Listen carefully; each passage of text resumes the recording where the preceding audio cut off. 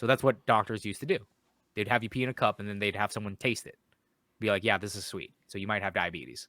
So that is something that's been around for a long time. So again, that's like, I'm surprised they didn't say anything about that, but I get it. It's kind of gross to think about like drinking piss, But I'm saying if JoJo's can drink piss, so can we. Like Dr. Elise should be able to drink piss. But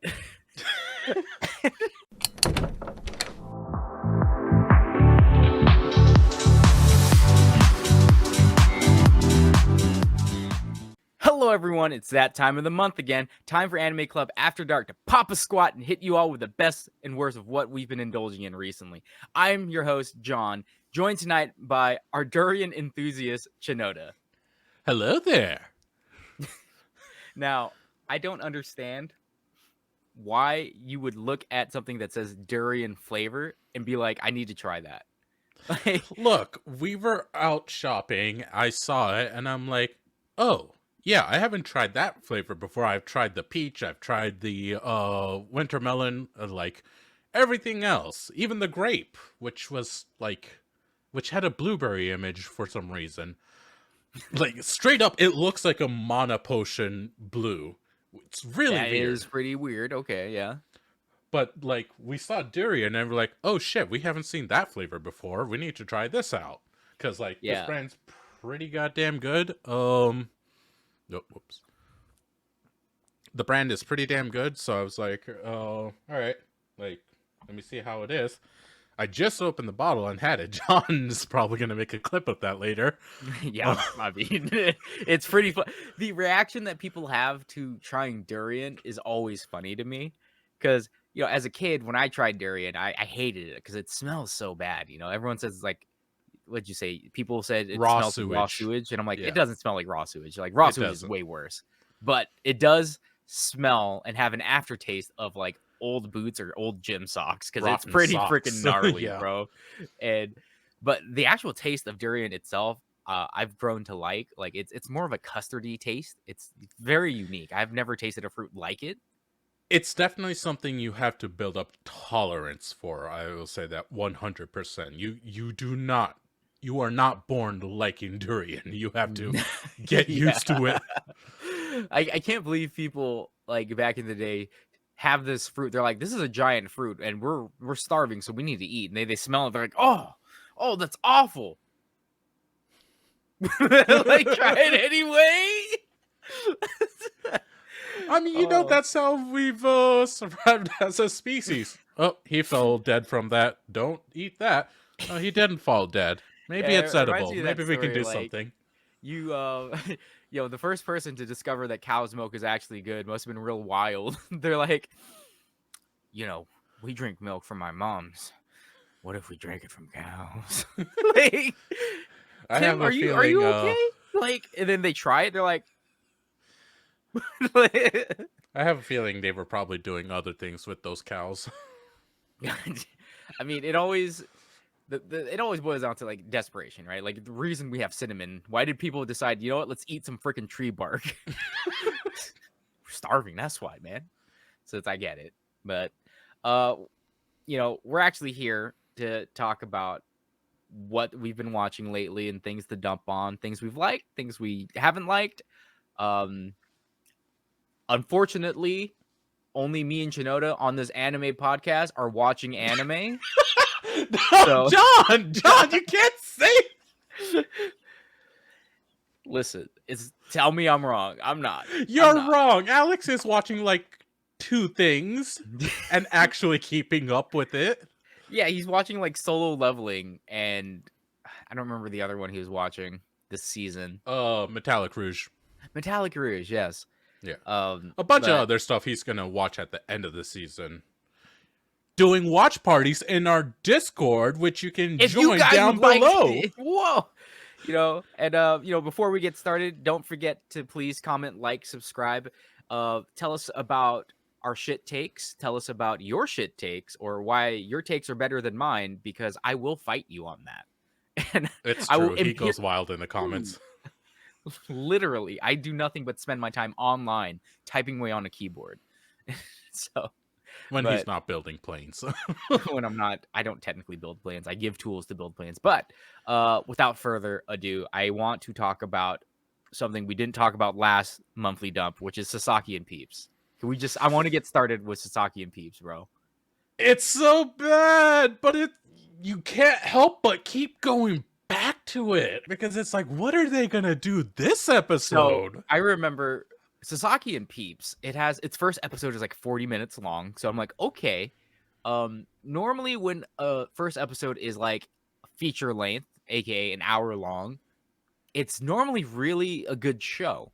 Yeah, At least the because first. it's a sense of confidence that they have the balls to do something like that, and you got to understand, they have to take out a whole hour of TV spot, that's ad spots as well, from a network. Like, there's a lot that goes into these things Yeah, behind the and in scenes. like recent years, ReZero's first episode, I actually really did like before I, read ReZero and started hating on it. But it was feature length. Oshinoko, feature length first episode, amazing. So in my mind, I feel that whenever a show has a feature length episode as its first episode, it's probably really good. Just like how if a series is like, yeah, we're gonna drop like four episodes worth in 1 week in the same day. We're gonna drop the first 4 episodes like Free Red did. It's like, damn, they're really confident, aren't they? Yeah, Like, like, it oh takes god. serious balls to do They're like, something like we that. don't need all the episodes to get you hooked. Like, we don't need all that airtime. We'll let you watch it right now, and you'll love it. And it's like, shit, like that's confident, bro. So I was like, okay, but I get it. It is kind of also a hard sell because it's like, I got to watch it for like 45 minutes. Like that's a lot to ask of me because it's like I have other things I want to watch. So I remember you talking about it, and I'm like, okay, maybe I'll watch it, and I didn't want to watch it. And then one day I was like, okay, I'm finally caught up on this other anime. I'm like, I got nothing to do. I'll watch it. Literally 5 seconds in, I'm like, Sagita's the main voice actor. I'm like, Let's why didn't you fucking lead go. with that, Chinoda? Why don't you ever lead with stuff that would interest us in watching a show, Chinoda? I don't understand what is wrong with you. Like, come on, bro. If I sell you guys on the good stuff immediately, it's too easy. I mean, it's a good way to at least try to get me to watch something. However, let me say, this anime is so bad, and I can't stop watching it. Like, I don't understand why I want to keep watching it, because this, bro, pick a genre. Every freaking week, there's a new genre with this freaking show. Like, It's like, no, the last week I would argue they finally didn't have a new yeah, genre. so Sasaki and Peeps is about a dude who finds a freaking bird, but this bird is a reincarnation or a world traveler who traveled from a A magic world. reincarnated reverse isekai. Yeah, it's a reverse isekai. But then, so this bird is like a sage from a different world, and he gets, he dies and basically becomes a bird in our world. And then Sasaki, the main character guy, voiced by Sagita, he adopts his pet because he's like, oh, I want a pet. I want a cute pet. And I'm like, I get it. I'm an old man too. I love cute pets. Yeah. And then he gets magical powers and he gets to go isekai. He actually travels to the other world, and they can travel between the two worlds. I'm like, Yeah, okay, because turns like, out this magical pet is actually a sage. yeah, he's a freaking 10-star wild sage or whatever the heck it was. And I was like, okay, like isekai where he goes between two worlds. I'm not against things like that. I actually do. There's like, I don't remember if the anime came out. I think it might have already come out. But there's one What where show? like this guy, he wins the lottery, like he becomes a millionaire, and then he retires to his old home, and there's a portal to another world in his house. I don't remember if that one ever came out or not. I don't think so. I don't remember that premise. Yeah, but the premise is that he's just a regular dude who has a bunch of money, and he reincarnate, or rather, he has a house that has a doorway that goes to another world, and he travels between our world and that world, basically bringing them culture and like helping them out and stuff. And I'm like, oh, yeah, that's okay. So I'm not against that premise itself, because as an isekai trash lover, like I just isekai like that. To me, I'll watch it. Like, okay, if it's isekai, I'll watch it. It probably is gonna suck, but at least it'll be entertaining. Yeah. Um. So the first episode, and then he comes back, and then all of a sudden, now there's like espers in our world. Apparently, Yeah, and this there's has like been a thing the whole time. this whole time. There's like sci-fi bullshit. And right? this And I is was the like, second what? episode now. Yeah, and I was just "What?" Like, okay, maybe, and then, I was like, maybe they'll link. It's like maybe mages from the other world invaded our world and gave people esper power, so they think it's like psychics and stuff. So now there's magic and there's psychics. Apparently, they're completely two different systems. And then now there's magical girls, Yeah, and another then next completely different episode, system. Eh, out of nowhere, fucking magical girls, and we're like, huh? What? Yeah, What? it's just like what? And it's like, are they part of the psychics or the magic? It's like, nope, completely different. They're like aliens, time traveling and space bending and shit. You're like, what? What are these magical girls? Why do they hate the psychics? And no one apparently knows about the magic users at all because it's from a different world. And I was like, I don't understand all the genre. Also, kind of creepy that there's like I think 5 underage girls who are kind of like pining for the main character who's middle aged. Like Okay, it's not I will say one thing. This dude's actually kind of respectable in the fact that he's an actual, like, normal actual adult. person Yeah, that like recognizes stuff like that, and it's like, no, I'm not a fucking pedophile. yeah. Like, I he just think treats them as people. it's weird that this show just so heavily pushes the fact that these under 18-year-olds, like I don't remember how old the youngest one is. I think she's like 13 or 14, right? Yeah, The she's like the real young. Duke's daughter or whatever. Yeah. Yeah, I think she's like 13 or 14, but it's like there's all these underage girls pining for the main character and I'm just like, dude, it's not the there's not just one. There's like four. And then there's one who's like 1,000 years old, but she's a freaking loli. She's a lollibaba. Yeah, she's a loli baba. And again, I said this in our Discord. I was like, if I had a nickel for every loli baba noja that is airing this season, I'd have 2 nickels, which isn't a lot, but it's weird that it's happening twice right now. That there's two different separate anime that have loli babas who end their sentences in noja, and I'm like, why? Like Wait, the who's the loli other noja trope. I lollibaba? yeah, I was just like, it's so weird. It's so weird. Wait, John, who's the other lollibaba? It is in. Oh my god, what anime was it? Noja lolis in the season. Is it that Oh, blonde fox in fuck, what's that anime called? I don't remember. Hold on a second. Let's see, pull up my anime list. What other anime has the lollibaba this season? The foolish angel dances with the devil. Oh, that has a lollibaba. Well, she's Yeah, not a I have baba. I She's have a, she's a loli, but she's not a baba. She's an angel. But she that ends her that doesn't sentence in count. a loli noja, like Uh, that way of speaking, the old way of speaking, okay. because she's an angel, so she's technically super old. I guess I don't know. They're supposed to be high. I get it that I'll get into that later, but yeah, Sasaki and Peeps doesn't know what the hell it wants to do with its story because it's like, okay, now that we've established that there's another world, it's like, okay, there's a war that's going on. It's like, oh, okay, so we think maybe the setting is going to be that these people try to invade the other world or something. Nope, not even like that. He wants to be a merchant in the other world, but also he works as a psychic in the psychic apprehensions division Yeah, in like a in the bit real world. like someone from their from his world, our world, saw him using ice, and they're like, oh, he's an esper. Like, they don't know the existence of magic, and they're like, hey, you're part of the government now, you work for us now. Well, Too it's like bad, so either you sad. work for us or you get killed. And it's like, Yeah. oh, well, I mean, how's your pension, I guess.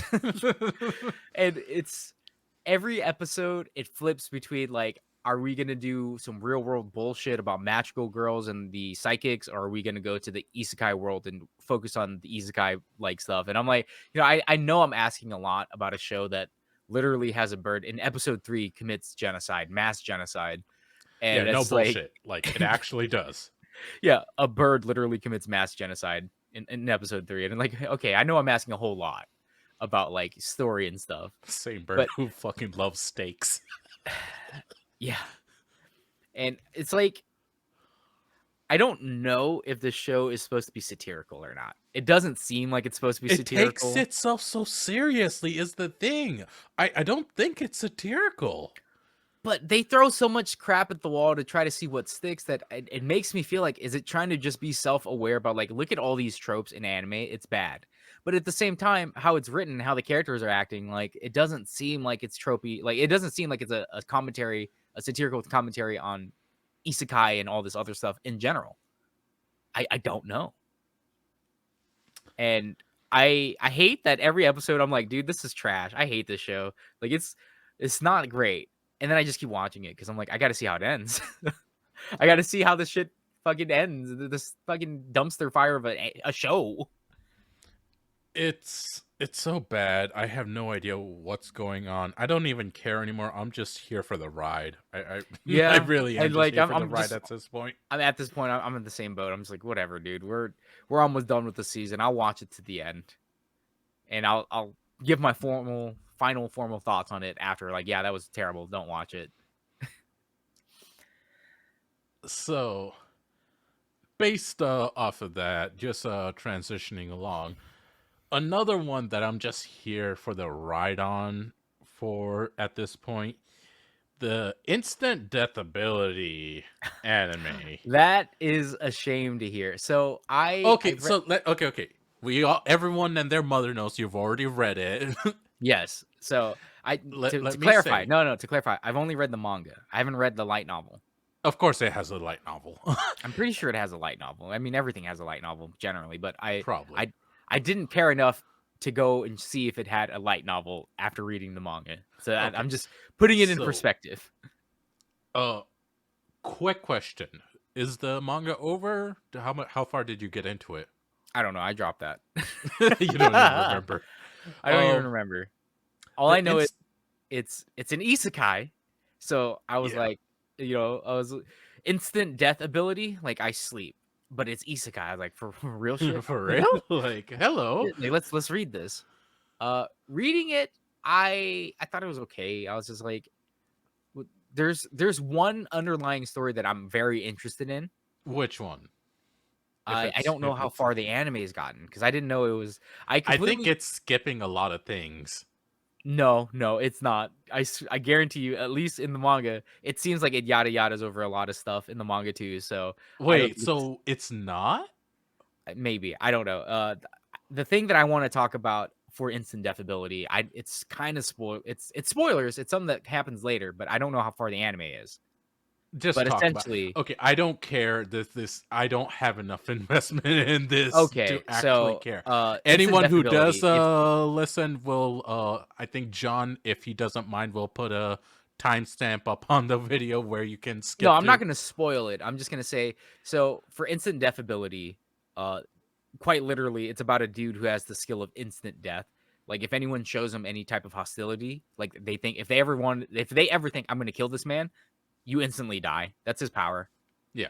Well, he can kill you instantly if he chooses to. Uh, it's also an automatic defense. No, if any I thought he could choose to though. He can, however, he also has an automatic defense. As Right, in, right, right, if you right. try to surprise attack him, you die. If you send miasma out, you die. Yeah, Anything that could have harmed him, it even if it was dies. something like if I casted an AoE spell and it accidentally he got caught in it, I would die. He he can kill concepts itself. He is So overall death. the interesting thing in the story about instant death ability to me is the character of who has the ability of instant death. Like, who is this kid? So I'm not sure how far the anime has gotten, but in the manga where I got to before I stopped reading it was that they kind of talk about who is this kid? Because it's like it seems like he's just a normal guy. He's not. So that's why I'm like, okay, this is interesting. I want to know what he is. Because, so spoilers, click off if you don't want spoilers for instant death ability. He was found in a cave inside of Earth, like deep in the ground. He was Huh. living there and they discovered him. And all they knew, the humans are afraid of him. There's government agents literally in his class who are keeping Yep. track of this kid That's in because the they're like, anime. okay, this kid literally, we don't understand his ability. We found him in a cave.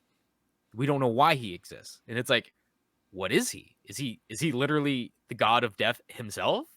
Is he the incarnation of death? So that's like the interesting thing to me because I'm like, okay, I want to know the origins of this kid. But Like, of everything in this uninteresting anime, that's actually the most interesting thing, funny enough, even though the main character himself is actually boring as he's so well. boring, yeah. But He's there's a so dull, reason for but that like though. his background is actually cool and interesting. Well, so when they discover him in the cave, he has a caretaker who is like has to learn how to live with this kid who can literally kill you if you show any sign of aggression. So when he's a kid, he can't really control the power that well. It's just an automatic thing that kills people if they show hostility towards the kid. Yeah, And this lady gets chosen as his caretaker, and she's trying to learn like how do I make it so we can get along with this kid and not yeah, use him or Takata abuse son. him. She's actually really cute. And it's an interesting concept of like this character himself has no personality because he's kind of a blank slate. So it's like, is he an analogy for Armageddon? Is he the apocalypse? Like, is he the one who brings the end to Earth? So I'm like, this is an interesting concept to talk about. Like, have you ever seen that movie? It has Keanu Reeves. He comes to the Earth and like, it's like, yeah, if I don't see that humanity is worth saving, everything dies. The day the Earth No. stood still, I think is what it was. Was that Keanu Reeves? I think it was Keanu Reeves. Yes, I don't think that was. No, pretty that sure was that Will was Smith. the day the Earth stood still. Hold on, I'm looking it up. I have no idea. 1951. No, 2008. Starring Keanu Reeves. Yeah, you're right, Yeah. actually. All right. So in this movie, The Day the Earth Stood Still, there's this like alien who comes to our planet and is like, "Hey, so I'm here to judge whether or not your planet gets destroyed because you guys are kind of trash." And like natural disasters start happening and stuff like that. And basically, humanity has to appeal to this alien of like why your planet shouldn't just be destroyed. So I feel like if it's that type of concept for instant death ability, that'd be kind of interesting to me. Like he literally is the harbinger of the end. That'd be cool. Do they ever talk about any of that? No. They just go on random isekai adventures. And I'm just like they show such small tidbits of like, here's the guy, here's the kid and his backstory. And I'm like, that's the stuff I want. And they're like, here's this 5 pages of that backstory. Now here's proceeding with and then they proceed with another 35 pages of here's some random isekai bullshit. I'm like, I don't care about the random isekai bullshit. I You don't care really about the don't. sages. I don't care about the king. I don't care about the hero and the demon lord. There's so much going on over here. I do not care. Like, it's like Sasaki and Peeps in the version of it has so many different stories, so many different plots going on, and not in a good and interesting way. Yeah, You don't so care another about the thing majority of about it them. is so this kid, he's a normal high school kid supposedly, and he's not actually, but his entire class gets isekai'd because they need people to become the next sage. So they summon people from different worlds and universes to become heroes in this isekai world. However, it's not limited to just earth humans. It's also like people who have crazy abilities. Like there's a kid who has a gacha ability, which is I thought was pretty funny. Yeah, I Um love that because kid. it's just like I pulled an SS rare. I pulled a goddess. What do you mean the goddess betrays me? The kid who has the worst luck, but he also has like basically he can live forever because he always gets free pity pulls or whatever. I don't know. It's just a Yeah. funny ability. But there's also like number one swordsmen from different worlds, mages from different worlds, heroes and demon lords and stuff like that. So there's like a whole amalgamation of like here are just anime tropes that we're pulling from, and we're just gonna take the piss on, take the piss out of them. And I'm just like, that can be funny if it's satirical, which I think the show wants to be satirical, It wants to be, but but it's it's just not funny. yeah, the jokes aren't landing that well because they don't lean. It's I think of Demon Lord Academy, right? Demon Lord Academy is a very satirical show, and I love it because it's Eminence in Shadow, also very satirical show about like, here's our OPMC, we're just gonna go balls to the wall, like everyone else is super serious, but here's the main character who's not serious at all. He's just goofy as fuck, and it's hilarious, right?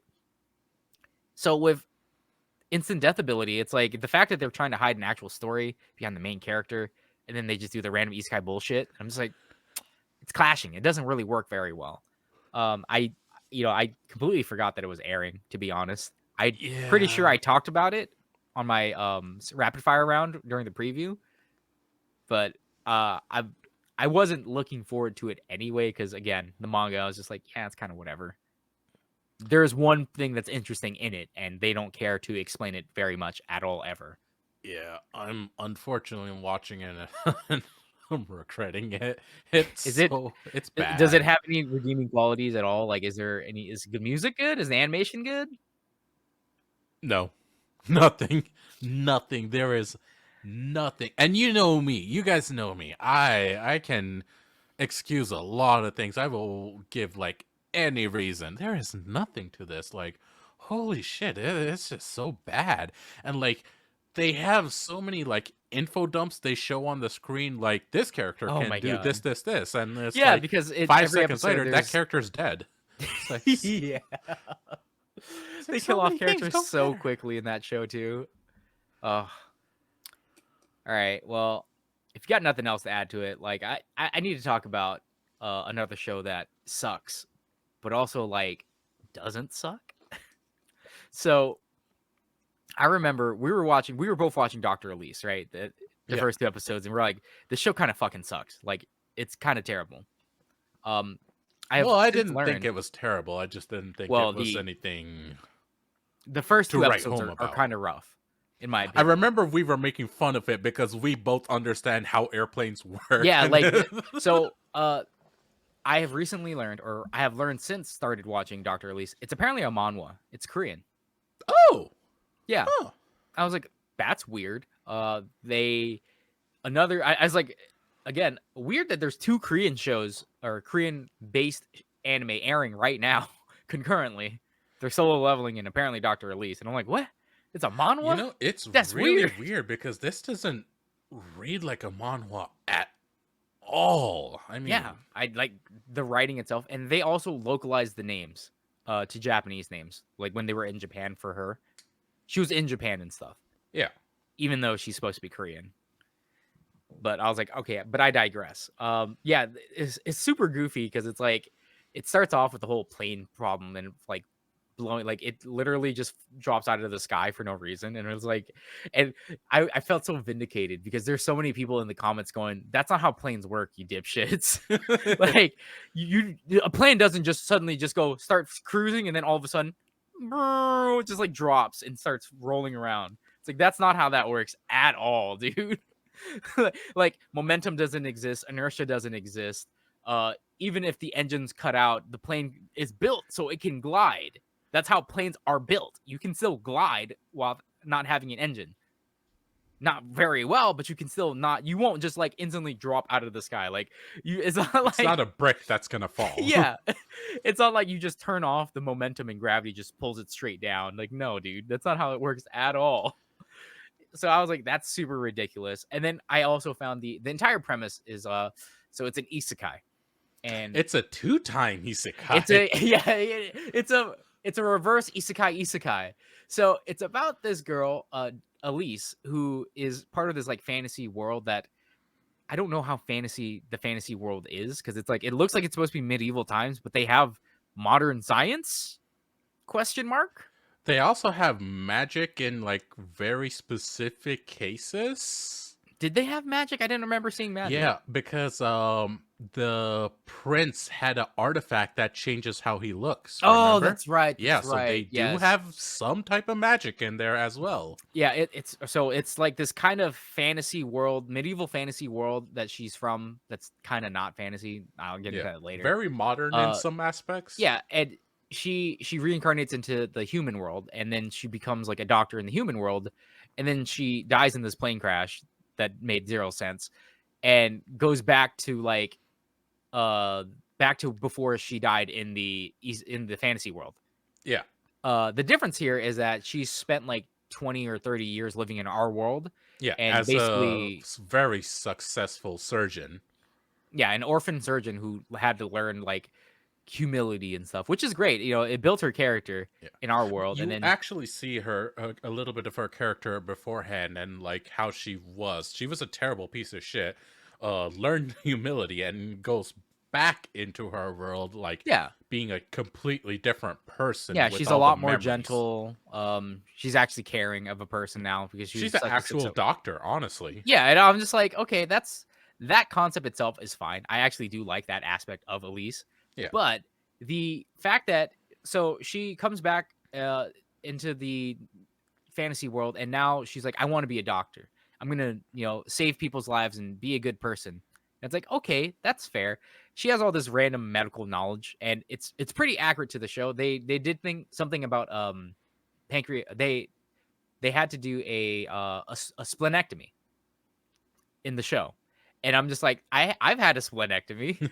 And I'm like, this show is very accurate in what you have to do a splenectomy. I was surprised. Like the medical knowledge inside of the show, they've done their research on the medical and stuff, They actually did. I which I couple was of other surprised things they by. did including when the throat closed up and like she stabbed a hole in the throat to No, she help did the an old incision.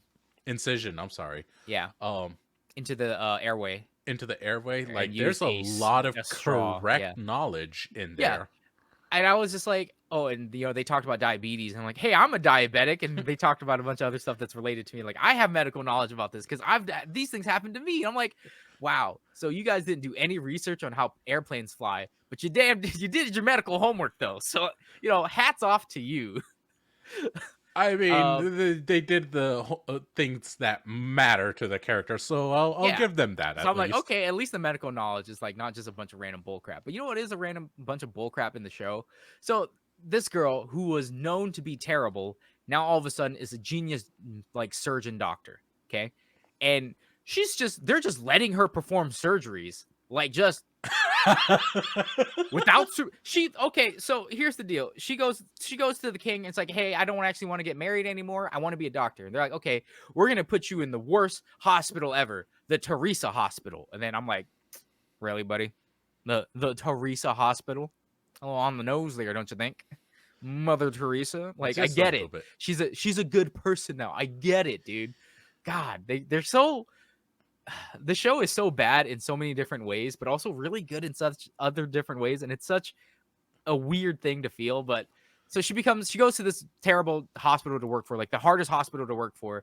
And she like discovers, oh, this guy, he hasn't been moved in a while. So he has bed sores and it's like getting necrotic. So we have to do major surgery and remove like the skin. We have to do a skin graft. Yeah. And Which, first of all, like, yes, skin grafts are surgeries, but like they're not major surgeries. okay, they're not major surgeries, but listen, at this point in time, the main character, this is her first day as an apprentice. Okay? Her first day at a hospital being an apprentice. Imagine you started medical school. Okay. On your first day, you were just like, I have medical knowledge. This man, if we don't do this, he'll have toxic blood plasmosis or whatever. We need to remove the necrotic tissue right now. Scalpel nurse. It's And like like the who person who and was the people around her, the nurses and stuff, are like, oh my god, what? Okay, here you go. Here's your scalpel. And it's like, would you hand a person first day of medical school a scalpel to freaking do a skin graft? Are you telling me that? And again, it's It's not like, like first she's of all, the person who was put in charge of her to oversee her bullshit, he's like he doesn't know anything, obviously. He's like, all right, this is gonna be like, he's actually a main character, let me put that out of the way. He's like, all right, this lady is just clearly a babysitting job that I gotta do for a yeah, little while. she And looks he like leaves her some alone. noble lady, some royal noble lady, which Yeah. is right, but she's hiding her identity because she doesn't want to get treated any different. And then he leaves her into this terrible room of like Where the basically poor are, basically. not just the poor, the unwanteds, basically people who can't afford healthcare and don't have family to take care of them, the unwanteds. Yeah. So she goes there and she's like, with her bright, cheery attitude, she cleans up the place. And she's like, health starts with cleaning, having a good, clean environment, which is kind of true, actually. No, Like it's extremely true. that is actually true. So I'm like, again, accurate information. And then she just is like, I need to perform a fucking skin graft. Yeah, it's these nurses that I question. Like, they get left alone with her, and she's like, "Oh, we're gonna do surgery on this person," and they just go along with it. I'm like, "The fuck are you doing? You should restrain her and get the Yeah. head doctor." Like, she wants to try to do surgery. Like, but no, they're Yeah. like, "Okay, here are the tools. Like, Yeah. let's go." And then and it gets worse, bro. So she does that. The main doctor, who's like he's like one of the best in the industry, Dr. Graham, he's just like, who did this? And she's like, I did it. She's like, I'm sorry, but if I didn't do it, he could have possibly died. And it's just like, okay. So I'm watching Grey's Anatomy, right? The anime. Where they're super dramatic. And I'm just like, okay, I think Grey's Anatomy is all right. It's a very dramatic show with some bullshit science, bullshit medical stuff. But at least in this show, it has some medical knowledge. So I'm like, okay, whatever. And then we get to the next episode where she literally performs major surgery, a splenectomy. Okay. And I'm just like, yo, what the actual fuck is going on here? Okay. So a splenectomy is major surgery where you have to cut into a person's body to remove their spleen, right? But to get to the spleen, you have to actually go around other parts. Like I believe Yeah, it's the is it spleen is out of the way in your it's body. in the back behind. So you have Yeah, to actually go through a bunch of other stuff. And there's a bunch of tiny veins and stuff that are linked to it because it has a lot of blood that goes through it. So she is like, this man has been shot in the spleen. He needs surgery right now or he'll bleed to death. I'm like, okay, yeah, that's true. There's major arteries near there. Um, And then it's like a splenectomy. We've read papers on that, but it's never been performed in our world before. And she's like, so this is a world-class surgery that needs to be performed that is theoretical at this point. Like there was one public paper published about the theory a of being able to theoretical. do it. Yeah. And she's just like, trust me, I can do it. And the doctor's like, I cannot let you take this man's life because if you perform the surgery, he will die. And then she's like, but doctor, if I don't perform this surgery, he will definitely die. So let me do it. I know I can do it. And so Dr. Graham, apparently one of the best doctors in this world, is just like, fuck it. What's there to lose? I'll be your nurse. I'll be your OR nurse. Like we're gonna operate on this man that got shot in the fucking spleen. And I'm like, As well as the civilian who was brought in with the yes. man that was Oh my shot. God. He was like, They're "I'll like, help too." we need another person to help with the operation. They're like, and then the guy who's there, he's like, I can do it. What do you need me to do? And it's like, sure, buddy. Let's just take some random ass dude off of the street who's in here with his friend Again, who's another dying. main character, but he was hiding himself Yeah, at the yeah, but moment. like, bro, what is going on? It's like, and his Like, excuse what are was, the "Oh yeah, I was in the war. I've helped wounded people before." I'm like, that doesn't Bro, matter. They shouldn't be okay. taking you. I get it. I'm a medical field combat. I was like, okay, you're a field combat medic, whatever. That's fine. A field medic. That's so different from an OR nurse. Like, and it's like they didn't have time, so they just have this random dude help him out with the surgery as well. And I'm like, bro, like, what are the medical standards in this world? Bullshit. Complete and utter bullshit is what it Complete is. bullshit. And then, obviously because Elise, the main character, is a freaking a god surgeon, right? She's basically Doctor Strange with the scalpel. Or she's Doctor Stephen Strange with the scalpel because she's literally a god when it comes to surgeries and like being able to diagnose anything at a glance. Like it's crazy. Complete, So, utter, wild bullshit.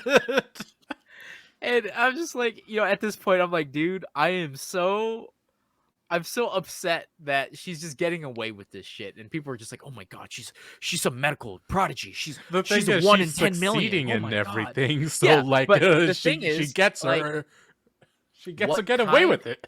what kind of doctor? Like the skin grafting, like you said, I was like, okay, yeah, that's not like major surgery, but that's still surgery, and you wouldn't let a first day apprentice, like first day medical student, do that, do a fucking skin graft. But at this point, I think she's been there for like a month or a week, not even a long time, not a long time at all. I think it's like a week or something or a couple days before she does literal major surgery, a splenectomy, to remove this man's spleen because it's bleeding out because he got shot. And I'm like, there's no way. There's no way any medical professional in any freaking world would allow this to happen, especially when it's an apprentice. Someone who's been here for less than a week is pulling this shit off. Like, I get that you were impressed that she could do a skin graft and she cleaned the wound properly and everything. It's like, oh my God, her technique, it's amazing. She's a prodigy. I get that. But also, that's some bullshit, bro. Like, It's what? complete anime plot bullshit. I love it. I'm here for it, but it's complete bullshit. I can give it the benefit of the doubt because it's like, okay, but it's supposed to be some medieval like times. So it's like, okay, it's a medieval Semi-medieval. it's a medieval society. So, they kind of just go, yeah, do whatever. Like, we can give you leeches to suck out the bad blood and that'll cure you. Like, we need to do bloodletting, right? Like, I get it. There was some not so scientific science going on back in the day. However, they have an actual academy. They have published medical journals and shit for procedures. So this is complete bullshit that she's able to do this. Okay.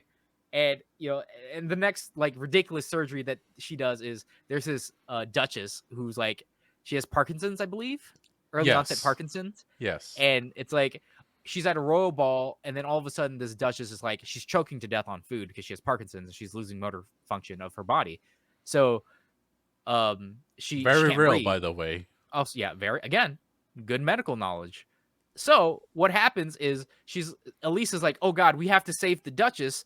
And she's like, I don't have any surgical instruments. It's going to take too long to get any royal doctors here. I'll have to perform surgery right here, right now. So she's like, give me the sharpest blade on the table. Give me that steak knife.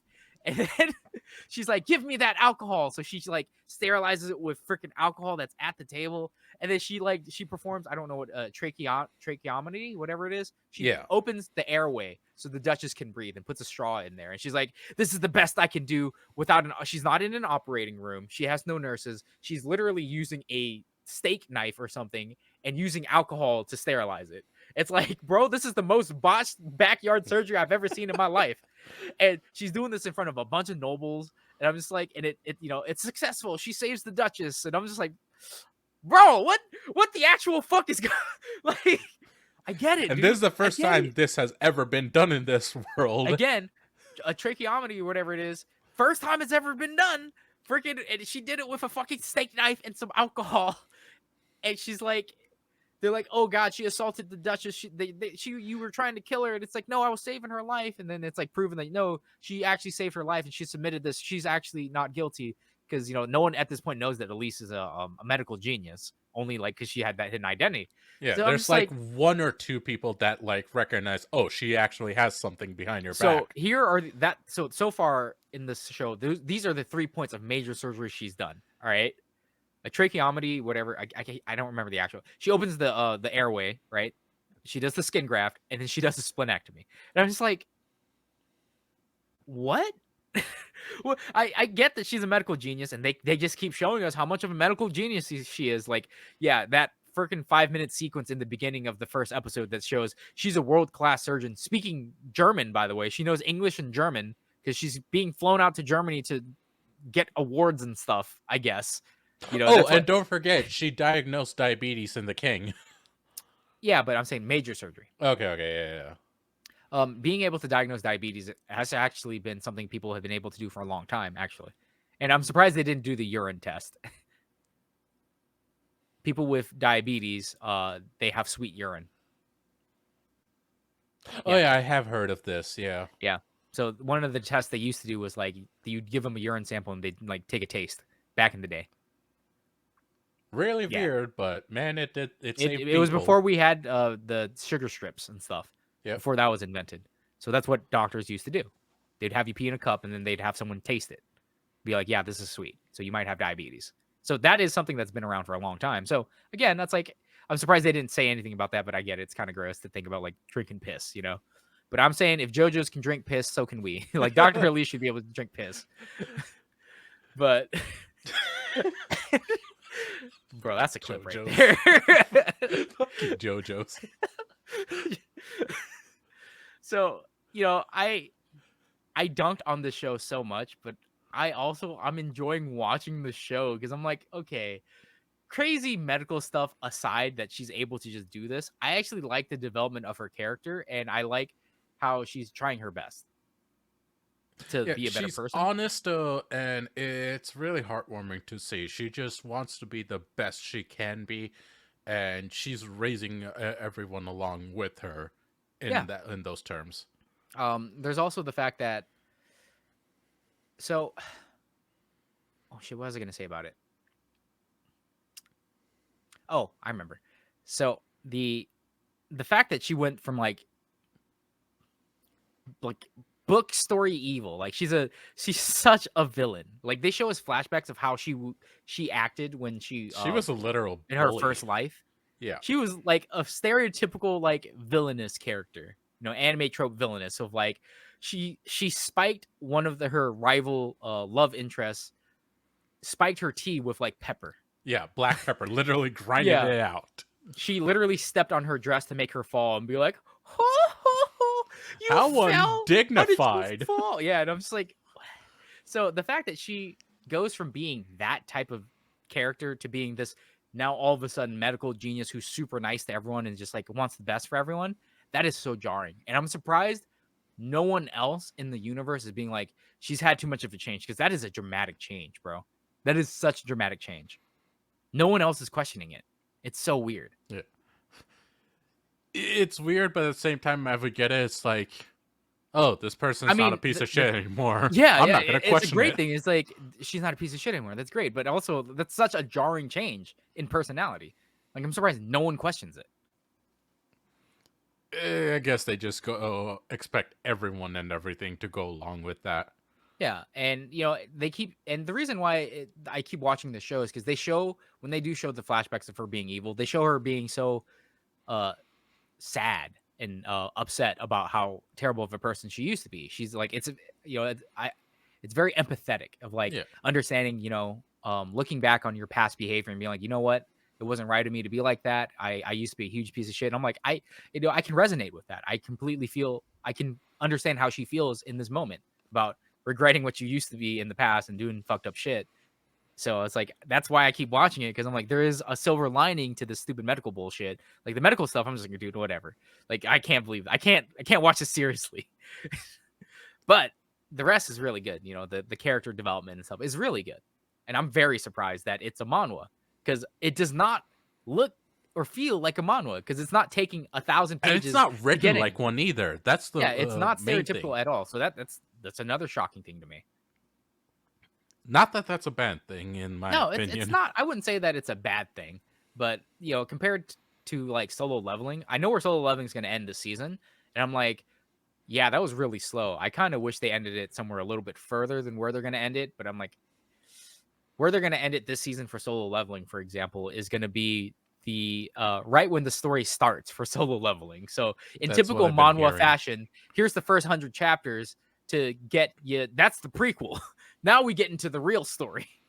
So I'm like, okay, yeah. So, and that's a weird thing because Solo Leveling isn't that long compared to other manhwa. It's finished, by the way. It's like 400 and something chapters, I believe, for the For a novel. manhwa, that's actually really No, small. for the novel. Oh, Yeah. For the manhwa, I believe it's like 180 or something or 200 chapters, including the extras. I think. that's still on the small side, if I Yeah, remember it's right. very small. Yeah, like and essentially I did quick math. They're adapting about 6 chapters per episode for the manhwa. Oh, that's not too bad, all Yeah. things So considered. yeah. So anyway, Doctor Elise is a weird one because I was so ready to dump on it. Like if I talked about Doctor Elise, I was gonna talk about it last monthly dump, and I was just gonna talk about how terrible it was. But now here we are a month after that, and I'm like, okay, it's got It's bad not things in bad. it, but I like it. And so it's like, what? And that's why I like these monthly dumps because you can watch the progression of like this show starts off like shit and it gets better. It got better, so you know it's good. All right. I see that you finally watched Metallic Rouge. Yes. And I am 6 or 7 episodes into it now. I actually I watched a believe couple episodes today. episode Like 8 just came out like yesterday or something, or 2 days yeah, ago. it's like 9 episodes out now. Today actually. Oh New yeah. episode came out today. Yeah. Um Alex, this is one of the few that Alex has been watching as well.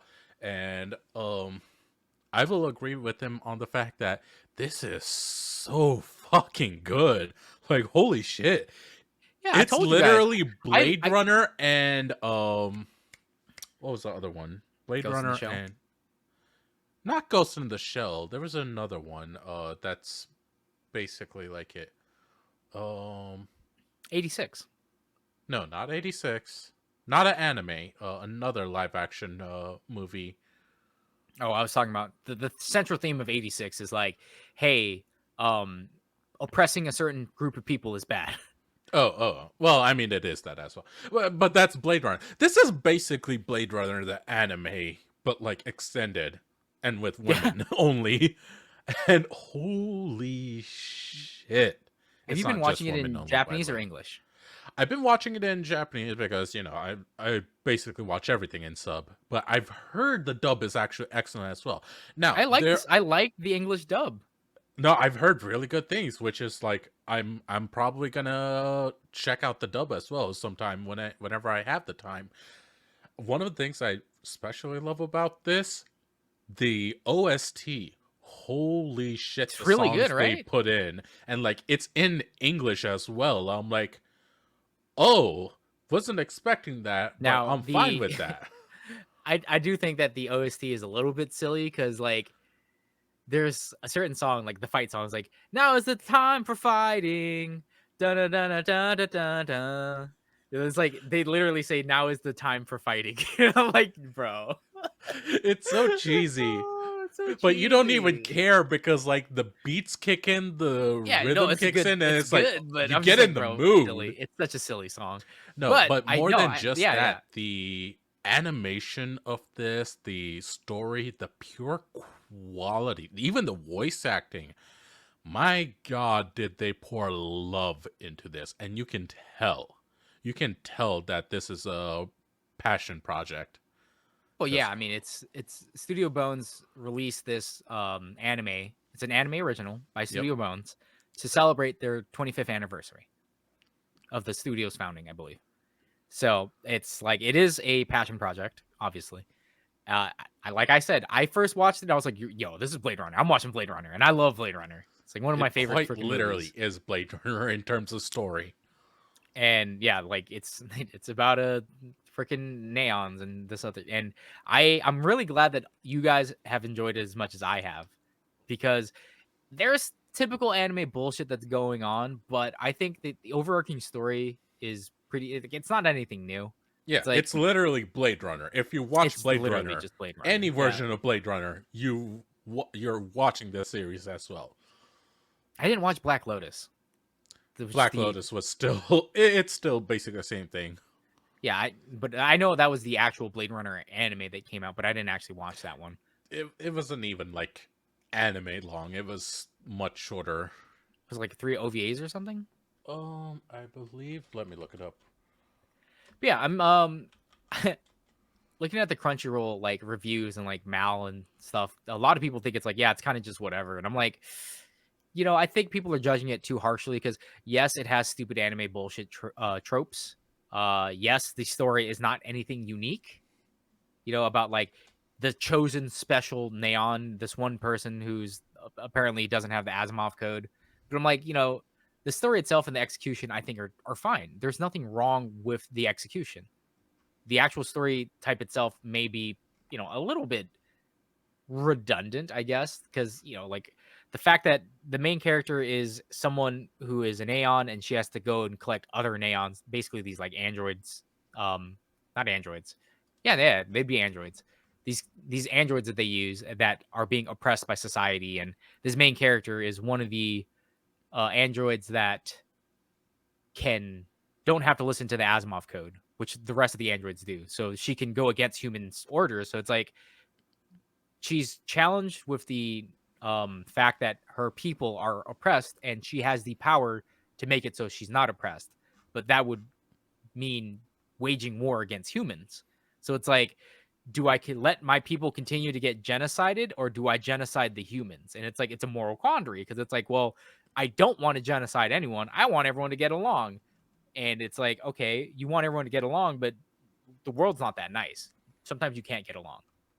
So it's like, And it's it's very like, interesting. what do you do? Yeah. So I think that the story itself, that's the moral quandary of the story and stuff is fine. The execution is fine. I love the music, the fight scenes, the animation, gorgeous.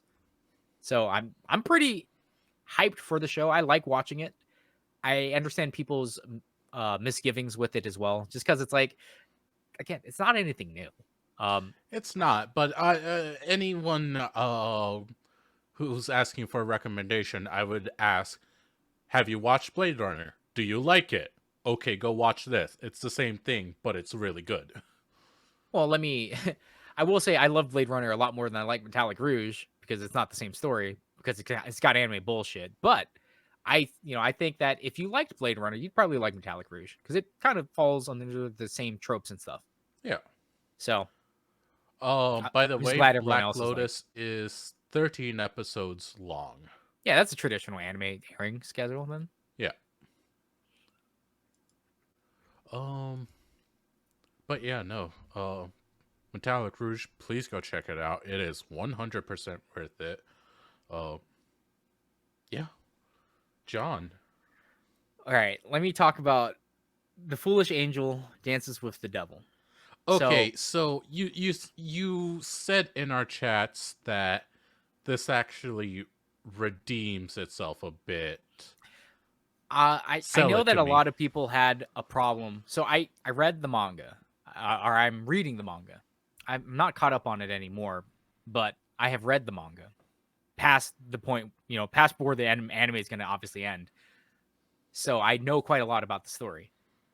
I do not remember the story being this hard to get into at the very beginning, because the anime itself, like the first 2 episodes, are kind of just like, I really hate the characters. I hate everyone in this show. What? There's there's the guy who is a devil and the girl who is an angel, and she's like a loli, and she ends her sentences in noja, like an ancient way of speaking, because she's an angel, so she's old. Um, and it's supposed to be a rom com about the two characters, right? And that's how it starts off. And then she just starts. There's a lot of BDSM, like sexual stuff, sexual overtones in the first Is two it episodes. like light etchy, or does it actually show a little bit? Like, what are we talking? It's not even etchy is the thing. Like, they do a lot of BDSM stuff, but because basically the angel trumps the devil and like chains him up and turns him into her slave. She's like, I've put a collar on you. You're my slave now, and I'm gonna use you to hunt other demons. And she's just like kind of insufferable. And the devil guy, he's just like, he's like, yes, my princess. And then he shows off like his abs and shit. And What it's the just like, fuck? yeah. And then she's like, oh, thank you for giving me this drink. I should probably give you a reward, slave. And he's like, oh, if you would so kindly warm up my buttocks. Like, then What? he shows his ass to her, and then she's just like, what the fuck? And yeah, that's in the first like episode or two. What the fuck? Yeah, so it's got a lot of like sexual overtones. It's rough. It's definitely rough, because it's like, why should, like, sure, this cute this blonde loli noja is here, and it's like, yeah, she's a cute girl. She's like the idol of the class, but she's kind of a bitch, and there's nothing redeeming about her. And it's like, why, other than falling for her looks, like, why is this supposed to be a rom? Like, obviously, they're gonna fall in love with each other. They're button heads, this and that, and it does move to that eventually. It eventually, like by episode 3, you understand what she's doing and like all the stuff that's happening, and it's like you don't learn anything more other than like, apparently there's angels and demons and they're at war. The demon guy is sent to the human world to look for like the next someone to help lead the demons. Right, that's like the ambiguous quote. And he finds this super cute girl, and he's like, she's so charismatic and she's the center of attention. She should be the next leader. So he wants to go and recruit her for the demons. As it turns out, she's an angel, like his arch nemesis. But I it's a really rough start. I This think doesn't sound great. I'll be honest. it does not. And it's like the rom-com aspect of it does not kick in until about episode 3 or 4, and it really starts up in about episode, I think 6, 5 or 6 is when it's like, this is why I was reading the manga. Because when I got to this part in the manga, this is where I was like, okay, this is that lovey-dovey rom-com shit that I love. But the initial like standoffishness of the characters is just like it's a little bit unsufferable. I I don't think it looks nearly as so one thing that was a huge draw to the manga for me was the art. It's fucking beautiful. It looked like if Murata, the god himself, the goat himself, Murata drew this. It looks like that. Whoa, hold on. That's It's got high really praise. it's got really I mean, it's not as good as Murata Sensei, okay? Like put down your pitchforks. I get it. All right. Murata Sensei is like goat. I get it. And how dare I compare this person with Murata? But I'm saying the artwork is really good in the manga, which is why I liked it. It looks really good. The anime, I wouldn't say looks that great. The music is kind of just whatever as well. And it's Generic like, anime music. yeah, and it's like, as far as I can tell, this anime is really becoming a very generic anime, like a very generic rom com, like something that the story is not too deep. There's nothing really redeeming about any of the characters, the designs. Uh, the only thing I really like is the cute interactions between the characters because eventually, like, they have a stand-in for their sexual tension, I guess you could call it, where one is a wolf and one is a cat, and they're boxing each other because they're both like kind of like Kaguya-sama, where it's like I'm gonna make them fall in love with me, right? It's that same concept of like I'm gonna make her fall for me, and she's like I'm gonna make him fall for me. So they start dueling out, like going on dates and doing cute couple stuff, and it's just like, get a fucking room, go get married, you two. God damn it, you both like each other. Get the fuck out of here. And eventually, in episode 6, the two dueling like cat and dog, eventually like they're like, these kids are fucking. They obviously like each other. Like they both say, "Fuck this, we're not fighting anymore." So they go to the movies and they grab a popcorn bucket and just watch because they're like, "Okay, we get it. Like you guys aren't actually fighting because you hate each other. You actually both like each other. So just get on with it, damn it." So, so it's like, yeah, that's the cute rom com stuff I liked. I think it's pretty cool. I just wish that it had more redeeming qualities to it, other than like those cute moments, because those cute moments don't happen for so long. You know, I find it hard to recommend a show to people that it's like, yeah, you got to watch like 6 episodes before it starts getting good. It's like, I hate that. I hate shows like that. Like Solo Leveling is a good show, and Alex does have a hot take about Solo Leveling. He doesn't think it's that good. And I'm like, that's a shame because I understand what he means. Because again, Based so off of what's there at the moment. I get it. Yeah. based off of the first 12 episodes, I'm like, yeah, the first 12 episodes are basically the prologue, which I knew was going to be the case. So that's a shame.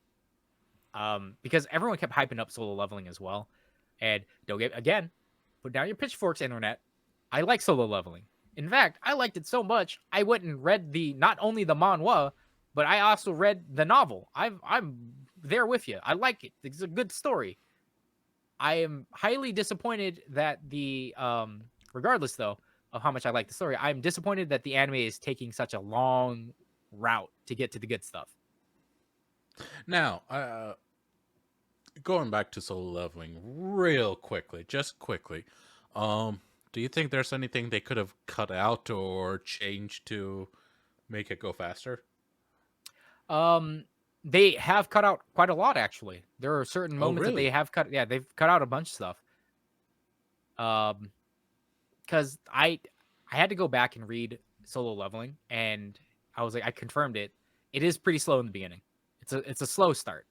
You know, if I told you it takes 50 chapters to get good, which is a lot to ask. It is a lot to ask. However, compared to traditional manhwa that take 100 chapters to get good, I'd say it's relative.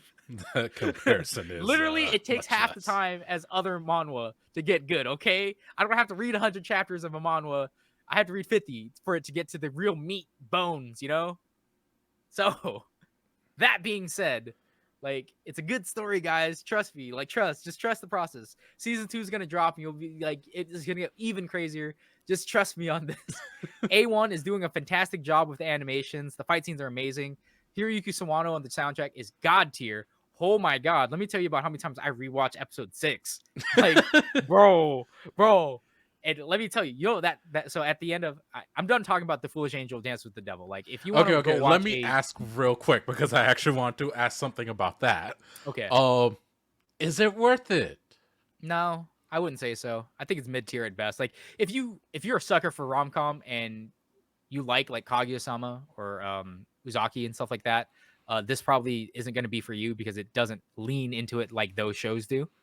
But it has the same type of elements Like, of I like don't even need it to have calm necessarily. Just give me ROM. Like, does it have that in a good aspect? so a lot of the in the manga, a lot of the setup shots for the one-liners and stuff is like it's like a panel setup for like here's this beautiful art now. Like here's the thing, here's the thing. A leads to B, leads to C, leads to D, which leads to here's a panel shot of like them realizing they like each other in a moment, and it's like this beautiful art. And I'm like, okay, so that's kind of how the manga is laid out, and that's how the format is, and that's it works in the manga. I don't think they're translating it that well in the anime, which is Oh, a that's shame. a shame. That is Yeah, a genuine shame. yeah. So, like, if you want to watch it, go watch it. If you don't, whatever. I'm gonna finish watching it eventually. I think I'm 2 episodes behind because I'm just like, the anime is not. I wish it was as good as the manga was because I loved reading the manga. I really did. I have another thing, where the same thing where like the manga didn't. Yeah, the manga was better. The manga is better also for another show. But yeah, back to Solo Leveling. Um, I wait. You were gonna say something about Solo Leveling. No, go ahead. So lovely. So with Solo Leveling, the episode 6, like the end of episode 6, there's going to be a lot more scenes like that in season 2. Like it's going to be packed full of Oh, scenes like that. So that's just to like give your anticipation for Solo Leveling. If you're an anime only, you don't read the source material, the manhwa or the novel, just to because that let you was some know, hype shit. If you're saying there's more of that, there's going to be less exposition and more fighting and stuff. like I'm Trust. like this is just me speaking. Obviously, I'm fine with the exposition at the moment because they are doing the world building. Obviously, at the moment, so I'm fine with it. But if you're And telling me there's going to be a lot more of the good stuff later, And also, Jinwoo, you thought this was his glow up, bro. You ain't even. This is not even his final form. All right, let me tell you about.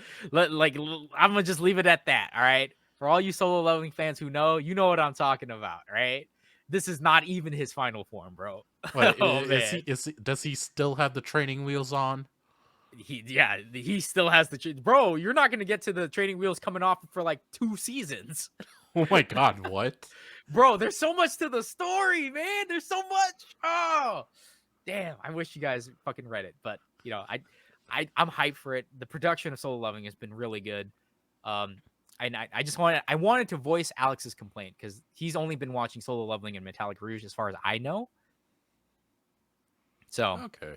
I just had to mention his opinion on Solo Leveling. All right. Now that we have that out of the way, oh, let's talk about another one with some really good fight scenes. Mashley season 2, Season bro. 2 has been like it's been like nonstop combat after combat in that fucking show. It's such a huge shift in from season 1 to season 2 in terms of like combat cuz season 1 there was combat like 3 major combat scenes, Yeah, right? Dot Siscon dude and then the final fight. Like those are the 3 I can remember from season 1, like the 3 main combat scenes. yeah. Specifically involving Mash at that. And then season 2, it's like it's been nonstop. Like Yeah, they're fighting but it's Absolute Zero been now. really fucking good. The quality has been impressively consistent, and the animation, I dare say, I think they've stepped it up from season 1. I think it looks even better Bro, now. I love that he's just like throwing rocks at people. Like he's just doing giga table flips. No, But and you know what I Innocent Zero. especially love about the combat in season 2? The sound design in them. Yeah, the sound The design sound and design the in sound, the not just the combat sound design, itself. bro. The soundtrack is amazing. I love the Oh soundtrack. yeah, no, the I love soundtrack the itself hip is hop amazing soundtrack as that they're well. using. like in the background. It's really good. It But it fits really fits well. too. It fits so perfectly and naturally. You both notice it and you don't because like it flows really well. But I just want to give a huge shout out to the sound design itself in the combat because there's this one specific magic user, his whole thing is sound, specifically music. He uses Voiced by music Dio, attacks. by the way. He's voiced by Dio. Oh yeah. He is also voiced by Dio, which is like peak. And for those who like this stuff, uh, gender is Fluid. fluid. Yeah, like, and they actually specifically address that in the show as well. They're like, and not in a hateful way or anything. They're like, oh yeah, no, we don't know what's going on with the gender of that. Then like they say one thing and another thing, and but it's not in a it's not in a funny teasing way. It's like doesn't matter. The I character's just mean, batshit insane, but like it's their not as gender, they don't make egregious as fun of like that. it's not as egregious as like One Piece Yeah, yeah, nothing like with that. like I don't remember the pirate's name. Big Yamato. Mama. Oh, Big Big Mama. Mama. Okay, Big I Mama was and thinking Yamato. the Okami people too, like the commies. Yeah. Like there's that whole and it's like, okay, this is kind of a joke from another time. I'm not sure how Oda has handled it since and made it better, but it's like they use the Okami trope. Okami? No, So it's Okama. Okama. It's Yeah, Okama. Okama. Yeah, they lean. Oh, real Originally, it quick, starts should off we as like just a explain what joke. Okama is to the audience, just in case someone who doesn't know? It's the Japanese caricature of what a gay person is. Well, it's more than that. Okama. This is we are not experts, so please take with a little bit of grain of salt. Okama is essentially queer in the easiest way to explain and understand it. It basically is a blank, all-rounder word of a bit different sexually, Yeah, like instead of could they straight. be gay? Could they Yeah, be trans? Do they like cross gay. dressing? Yeah, Like it's not just sexuality so, either. It's gender it's as well. just It's generally referred to as Okama. there's also like Puri Puri Prisoner from One Punch Man is Yeah, an who Okama. is straight up gay Yeah, that he's a we gay know. guy, but he's written as an Okama, and it's kind of a in the anime world, especially in the '90s and stuff, in early 2000s, they've used Okama as kind of like a running gag joke Yeah, of like straight up effeminate joke. men. It's kind of just like they're written to be just like that, to be kind of just a joke. And it's like, haha, get it? Because they're kind of gay. It's just like it's really offensive nowadays. It's Yeah. very offensive actually, because it's not like it comes from a good place. I think Mashal, how they've handled the sound dude is pretty respectful about that. It's not like he's not an Okama in the sense that they use him as a throwaway joke, No, like they like do they don't even in One care Piece about and that whatsoever. stuff. Like he's seen as a enemy combatant for a good while just because like who that person is. Yeah, Now, their gender, they don't make fun of it whatsoever, and I actually really appreciate that. I find that pretty cool. yeah. They don't make any jokes about like, oh, I can't. I'm creeped out by them because they're gonna rape me, like they do with a lot of gay and Okama jokes and stuff. Yeah, Um, nothing like that. I love that. oh my god, I What? forgot the scene in Sasaki and Peeps with the commander The commander. where he's like, "Don't worry, I'm not into you. I'm gay." Oh my I forgot about that until right now. Oh shoot. Oh my No, god. we're not going back. We are done No, with I Sasaki just and thought Beats. about it. Where it's We are like, don't worry, Hoshizaki-san. I'm not into you. I'm gay. And it then was such a Sasaki's like, oh my straight god, are face you into me? delivery. And then Sasaki's like, oh god, he's after my body. And he's like, don't worry, you're not my type. And I'm like, Which was even damn. funnier. I will so 100% say that Fuck. was fucking hilarious.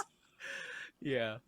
Anyway, yeah, Mashal season 2 has been really popping off. I've been really enjoying the fight scenes with Innocent Zero. I said Absolute Zero. It's Innocent Zero. Yeah, although Like, that just started. yeah, I know, and I'm so interested. I'm like, oh my god, what's happening?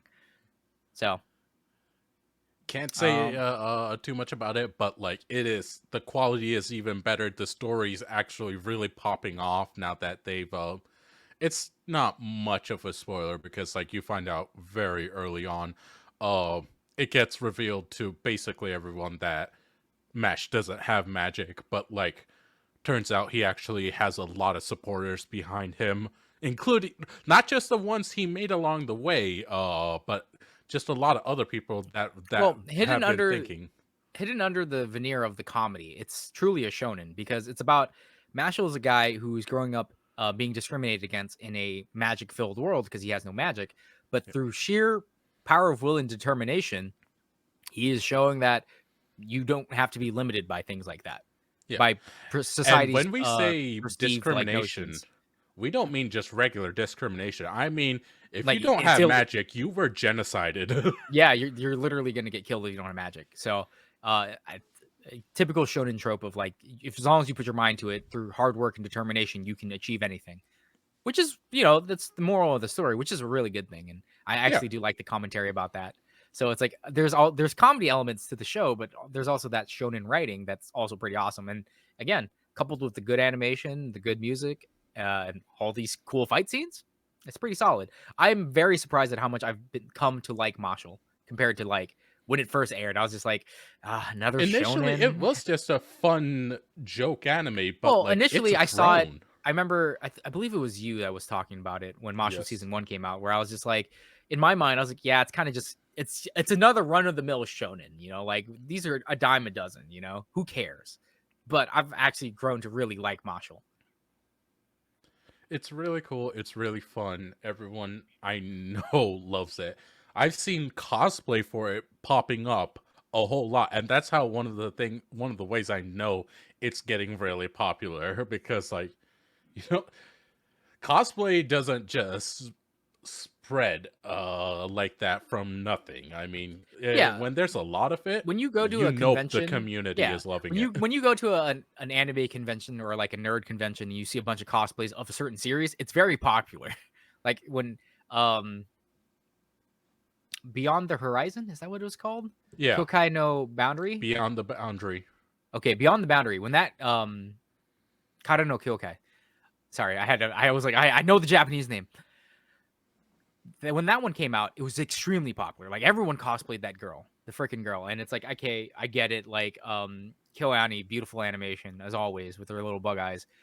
Haikyuu was super popular. Everyone was cosplaying Haikyuu. One Punch Man was super popular. Everyone was fucking cosplaying One Punch Man. Genshin Impact's always popular, and people always cosplay Genshin Impact characters. But that's a video game. But I digress. So when you start seeing people cosplay Video as a game. I certain, thought it was porn. I mean, sometimes, sometimes it's a video game. My bad. You're right. But yeah, you can tell how popular something is based on just how many people cosplay it, because it's like Overwatch. You know how many people were cosplaying as Diva as from Overwatch? It's crazy. Diva or Tracer. Yeah. Whew. So, um, do you have anything else to say about Marshall? Or should we move on? Let's move on. Go watch it, please. Everyone, And go watch I it. mean, if you haven't seen Marshall yet, like season 1, it's pretty good. Season 2 is even better. So there's that. It is a true sequel. All right, John, Uh, your list. I've got 3 rom-coms left on my list. I don't know if I should start with a good one or a bad one. Let's talk good. We've been shitting on Okay. stuff. Seven Times Loop Villainous is actually really good. I went into this, so What happened to it was just okay last time we talked, John? Huh? What changed? what changed was the story. Like, so Seventh Time Loop Villainous is not an isekai, but it's about a princess, or not princess, a noble who has her engagement turned down. So then she gets kicked out of like her family and all this other stuff. So she goes off and does something else, and then she dies. But then when she dies, she comes back to the moment her engagement got broken off, and she does something else with her life. And she does this 7 times. So Six we get times. 6 This is times, and her. now we're Yeah. on the 7th life. So, and each time that she dies, she's like, every time I die, it's because of this one guy who keeps causing war and somehow inadvertently gets me killed. So on her 7th loop, she meets the guy who causes the war and like 10 years or whatever it was, 7 or 10 years, 15 years, I don't remember. And she's like, she gets married to the guy who causes the war. And she's like, okay, her entire goal in this life is to not die after 15 years, I think it was, or something. She's like, I've every single time she's lived, she's only lived up to the next X amount of years and then dies because of this war. So in this life, she's like, fuck it, let's get married. I'll get married to the guy because she wants to figure out like how do I stop him from like starting this war. Yeah. And she's so it's kind of like it's kind of like an isekai where the main character is very OP because she every time she dies, she retains her memories and skills from that life of that like what she did. So like one she's a warrior, one she's a merchant, another one she's like a maid, another one she's a doctor, like an Yeah, alchemist doctor. she's actually trained a good amount of her life doing various different skills, and she's retained all that information, and she is at the moment one of the most unique people in the world because of how skilled, how intelligent she is. Yeah. Now, And she didn't initially plan to marry him or get together, just a set of coincidence and happenstance led to the guy basically proposing to her. yeah, literally she's running out of the palace and like I need to get home as fast as possible because this is my seventh. She's trying to speed run her life. All right. So first off, hats off. I understand. This is my She's a seventh. gamer. She She's is a a gamer gamer. at heart, bro. She was like, all right, this is the seventh respawn. I can speed run this bitch. So Like, I I'm know like, this yo. layout. I know what to do. So it's like she meets the prince Arnold and she's just like, excuse me, sorry about that. And then she like jumps off the balcony and this guy was just like, that bitch is crazy. I'm gonna marry her. And it's like Yeah, no, really. That's she jumped literally. off this third story balcony and it's like and then she does a tuck and roll then she keeps going and he's just like, I'm gonna marry that woman. He's And I'm like, I like, have never seen a woman like that. I'm into it. yeah, it's like so random and weird. But what I really liked about it was the opening song is really good. I love that opening song. It is actually. When she does like the little dance stuff and she does her numbers, and I'm just like, oh, this girl is so beautiful. Holy crap. She's Like cute too. these pixels, bro. These pixels got me down bad. Um so what I really like about it though is that so because she knows that she'll eventually die, because in every single one of her past lives thus far, she's died at this X amount of time. Like she never gets to live past a certain age. I think it's like 22 or 27. I think she's 15 at the time, so I guess 7 years. I don't know. I don't actually remember the timeline. But point is, she doesn't live past a certain point in her time of life. So she chooses to live every day to the max, and it's like it's admirable. She's always gung ho and looking straight forward and trying to like live like there's no tomorrow because she knows that eventually she will die, um, like at this certain point. And the So thing is, because of the fact of how she lived, she doesn't step on people to do this either. no, She's she very uses her own wits. respectable. Yeah, Yeah. and it's like the characters around her love and respect her because of that, because of how like outgoing she is and how much she actually does care about people now, um, like the maids and stuff and the knights and stuff like that. And then like learning the backstory about like Arnold and all like the royal family business and stuff like that. It's been interesting. Like I went into it watching the first episode and being like, okay, this is kind of an interesting premise. Like, let's see how this rom com pans out. And this is actually a very dramatic rom com, I would It's say. not even a I rom-com. wouldn't It's even not call a it com. comedy. Yeah, There's no com. there's no real comedy. Well, it's romance and drama, and it's pretty good. Like, I love all the cute stuff that she and he get up to, like the main character and the husband, the prince. The prince, yeah. And Yeah, not just so him either. His family, people involved in his life, when they all get together around her, a lot of shenanigans happen, and some of it is unintentionally kind of funny, yeah, which is so cool. I think it's a really good show so far. I did go ahead and go read the manga. Of course. I do like the um, political intrigue in there as well, because like well, it's like you start so getting a lot more of the backstory as the more you yeah, because watch. so we're introduced to the prince who becomes the emperor later, and he wages war against like the world. So it's like, okay, we know that he's an evil piece of shit, but why is he waging war? And like the entire drama and mystery is like, why is he waging war? And our main character is like, okay, I'm going to try everything in my power to use all my connections, to use all of my skills and abilities to make it so I can prevent this war, so I can live. So it's like we have two opposing factions, right? Here's the prince that we know eventually becomes emperor, then wages war for whatever reason, and here's the I guess queen to be, who is gonna like who's trying to stop that. And it's like it's so interesting. And then it's like with all the political intrigue and stuff, there's moments where it's like they're just cute together. I'm just like, here's the romance. They're cute. They're a cute And the couple. romantic moments are really touching. I I do yeah. like it. Um, Overall, I definitely say the show is worth watching.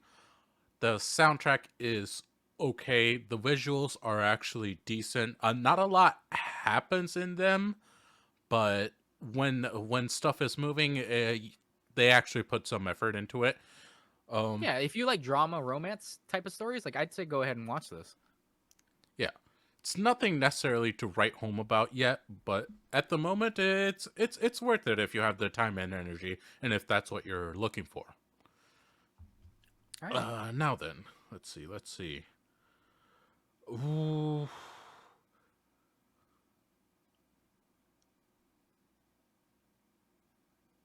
John, Yeah. you said you had things to say about Time to Torture Time for Princess. time for Torture Princess. Yeah. So I read the manga a long time ago. I stopped reading it. I think that the manga is just whatever.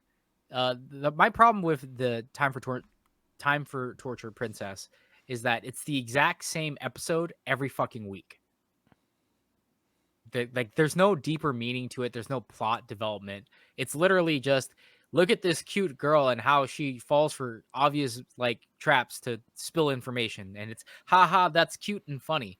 Like for example, there's this super serious torture, like the best number one torturer, and she's gonna go and torture the princess, and the prince is like, I'll never give up my information. And then something accidental will happen by someone else who brings in like a burger. Then the princess eats the burger and she's like, okay, well, the royal army is stationed over here. Oh, I can't believe I'm saying that. And it's just like, that's the joke every episode. Woo. Now, John, I fully agree. Yeah. That being said, I fucking love it for that.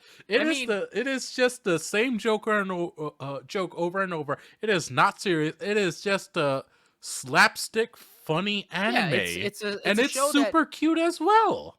it's a show that you watch to turn your brain off. You don't have to think about it too much. It's just like haha funny moment. And it's like it's got funny moments too because the princess also has this like sword that talks. Yeah, That's like, princess, you must steal your mind, and then the the sword same also. voice actor as Ragnar, by the way. Oh, I didn't know that. Yeah, I heard the voice. I'm like, I know that fucking voice, and it's Ragnar from Ragna or Slime. Ranga? Oh, Ranga. Ranga. I'm sorry, Yeah, Ranga. Ragna was like that's different. That's from Not the Ragnar, Ragna Ranga. Crimson. Okay. Got the Yeah. G and So N mixed up. again, I think it was boring because in as a medium for like watch or like reading it every week that it updated, it was just boring to me. There's no further plot, and the circumstance like it's funny. I feel like it'd probably do better in an anime setting. I talked about this too in the preview. Yes, you did. I feel like it would do better in an anime setting because these type of jokes, these like single panel jokes like that, like this individual chapter panel joke stuff works pretty well in an anime format because it's more digestible. Plus, they can fit more than just one gag a week. They can do like 3 gags in an episode, And which add I'm assuming is additional what they're things doing. to it. Yeah, I'm assuming that's what they're doing. they are. That's absolutely what they're doing. Um, on top of that, I think this adaptation is much better done in anime form than manga. Personally, like I don't think I would have interest in reading this in manga form because I don't think the jokes, the characters would hit like they do because you just don't get the voice Yeah, voice because acting, you it's don't like get hear the every music, you don't get the funny moments, the visuals, you just don't get it in the manga. And I think the anime is the best way to watch this because that's how it really hits. Yeah, because it's literally the setup is that they need to torture the princess for information today. Here's a person who's going to torture her. Sometimes it's a super serious person, sometimes it's someone not that serious. And here is the absurd, funny way that they get it out of her, Yeah. either through getting her to play on like a pogo stick and getting frustrated and be like, "Princess, I can teach you how to do that if you let me, if as long as you tell me where the army is at right now." Or it'll be like good food, or it'll be like, "Oh, here's a kotatsu, princess. If you want to stay under this, like I can heat it up for you." And it's like, ha ha ha ha ha. It's funny. And it's like, okay, it's like that every fucking chapter. And to me, it just got boring reading it. I feel like the anime would probably be fine. I I'd probably highly like it if I recommend it. watched If you it. haven't watched it, I highly recommend watching Like the it's just anime. again, it's cute. Turn your brain off and just like just enjoy the dumb fucking anime, man. Yeah. It And ain't that it's deep, bro. got one of the best daddy daughter relationships in terms of the demon lord and Oh his yeah, daughter Mao Mao. Oh, she is so cute. And like the demon lord is fucking hilarious. He gets so much information and like actually useful information as well, and he finds so many reasons not to use it just because he is yeah, a proper and moral and ethical yeah. And it's person. like again, same joke every episode. So I I didn't have too much else to say about it other than like I read the manga and I know what it's about. So Yeah, as someone who is watching it, I'm genuinely having a good time with it. Like this is one of those where I don't wait until next day when there's a new episode. I'm just like, give it to me now. I need my dose of diabetes oh and my goodness. bro, Like, if you want a dose of diabetes, let me tell you about a sign of affection. oh boy, here we go. Let me tell you. All right. So a sign of affection. I was like, this seems interesting. During the preview, I was like, oh, it's a rom com about a deaf girl. I'm like, okay, that's interesting. That's not been done before, you know. Evan just tried the durian soda. He said it's a big nope for him. So are you watching you've been watching a sign of affection as well, right? Bro, Bro, my it's kidneys. bro, My Yuki kidneys. bro, Yuki is so cute, bro. Oh my Hey, god. let me come over there and give you a hug. So, um, I was a little bit worried about how A Sign of Affection was gonna do the whole disability thing because it's about a deaf girl who is in college, and it's about her finding a crush, basically, and the romance between the two. And this is a proper romance drama slash comedy because there's a lot of comedic elements to it, but there's also a lot of drama because there's a lot of how do There's you an say? understory. There is There's like understory drama. well, it's a freaking it's a romance techahedron or some shit. Polyhedron because there's so many people who like each other. It's like she likes him, but he gets liked by her, who's liked by him, who's liked by her, who's liked by I'm like, bro, goddamn. It's like a I didn't sitcom need in terms of romance. I don't need a love triangle in a triangle in a triangle. But it's there. It's pretty dramatic too. But I was worried about how they'd handle the whole deaf element because it's like, are they just It's doing so it would have been so easy to fuck that up. well, because it's like, are they using the disability to just be a disability?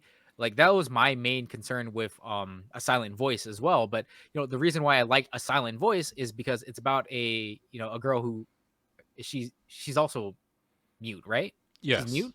She's just mute, not No, deaf. she's deaf. Is she deaf? She's deaf. She's Yeah. deaf and mute. Oh yeah, okay, yeah. No, So she's in a not silent, mute. She's no, no, deaf. no, she's deaf. So in a silent voice, it's really good because it handles the whole disability aspect of like from her point of view. Like she's a real human being. She has real emotions, and the people who interact with her around her and realize like, oh, life is not that great for her. And when you bully someone for shit like that, they have real emotions and feelings, and they might want to unalive themselves after that. So yeah, I liked it because it was a real fucking thing. This is a real situation that happens to a lot of people. So that's why I liked a silent voice. With a sign of affection, I was like, how do you build a romance around it without being like creepy about like people taking advantage of her? And I think they've done it fantastically well because And so hell, they even address your concerns in the show itself. yeah, and they have a stand-in character that I'm just like, bro, I have never said this before in my life, but man, am I glad he's getting cucked.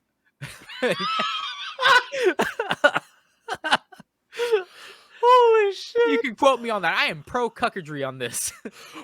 That's a clip. That is a clip. I'm serious. So there is a deaf girl. Sean's pro cook. I'm telling Lacey. I'm telling your wife. No, no, no. Hear me out. Hear me out. So it's Sign of Affection. The main girl, Yuki, she's deaf.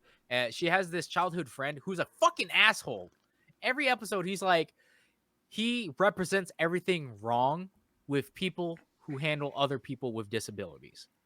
He is the childhood friend who grew up around her, knowing that life is tough for people with disabilities. This is a truth. This is fact. Okay. It's hard to have disabilities and try to live a normal life. Yeah, this Well, the world isn't problem, built around no, the disabled world is people. not ADA accessible at all. Like in anywhere, in Japan, in America, Yeah. everywhere. I feel like America is a little bit more ADA accessible, but we have a lot of A advocacy little right bit, groups. but depending on where. Even Yeah, though depending there on where. is national ADA laws, they get ignored all the time. Yeah. And unless there's complaints specifically made, it doesn't matter. So with the show, she has a childhood friend who's just a complete asshole to her because he's like, you shouldn't ever leave the house. Like, you know how dangerous it is for deaf people to be walking around at night? And it's like, okay, valid concern. That is a valid concern. People are crazy driving around the road. And being able not to hear, it might be detrimental to be walking around, not to mention being assaulted and stuff because you can't fucking hear. So, valid concern. But the way that he goes about it, he represents everything wrong with people who try to. It's like He it feels treats like her like a glass slipper. yes, it's like they treat them like you got to understand. Just because you have a disability doesn't mean you're not a person. Like it's not like you need to You're be more than treated. your disability. Yeah, you are more than your disability, and he treats her like she's only her disability, and it's like, dude, that's so fucked up. This Yuki is a person. She wants to go out. Like, instead of being happy for her and helping her out, you're just trying to shelter her. Like, you shouldn't go out. You should just stay home.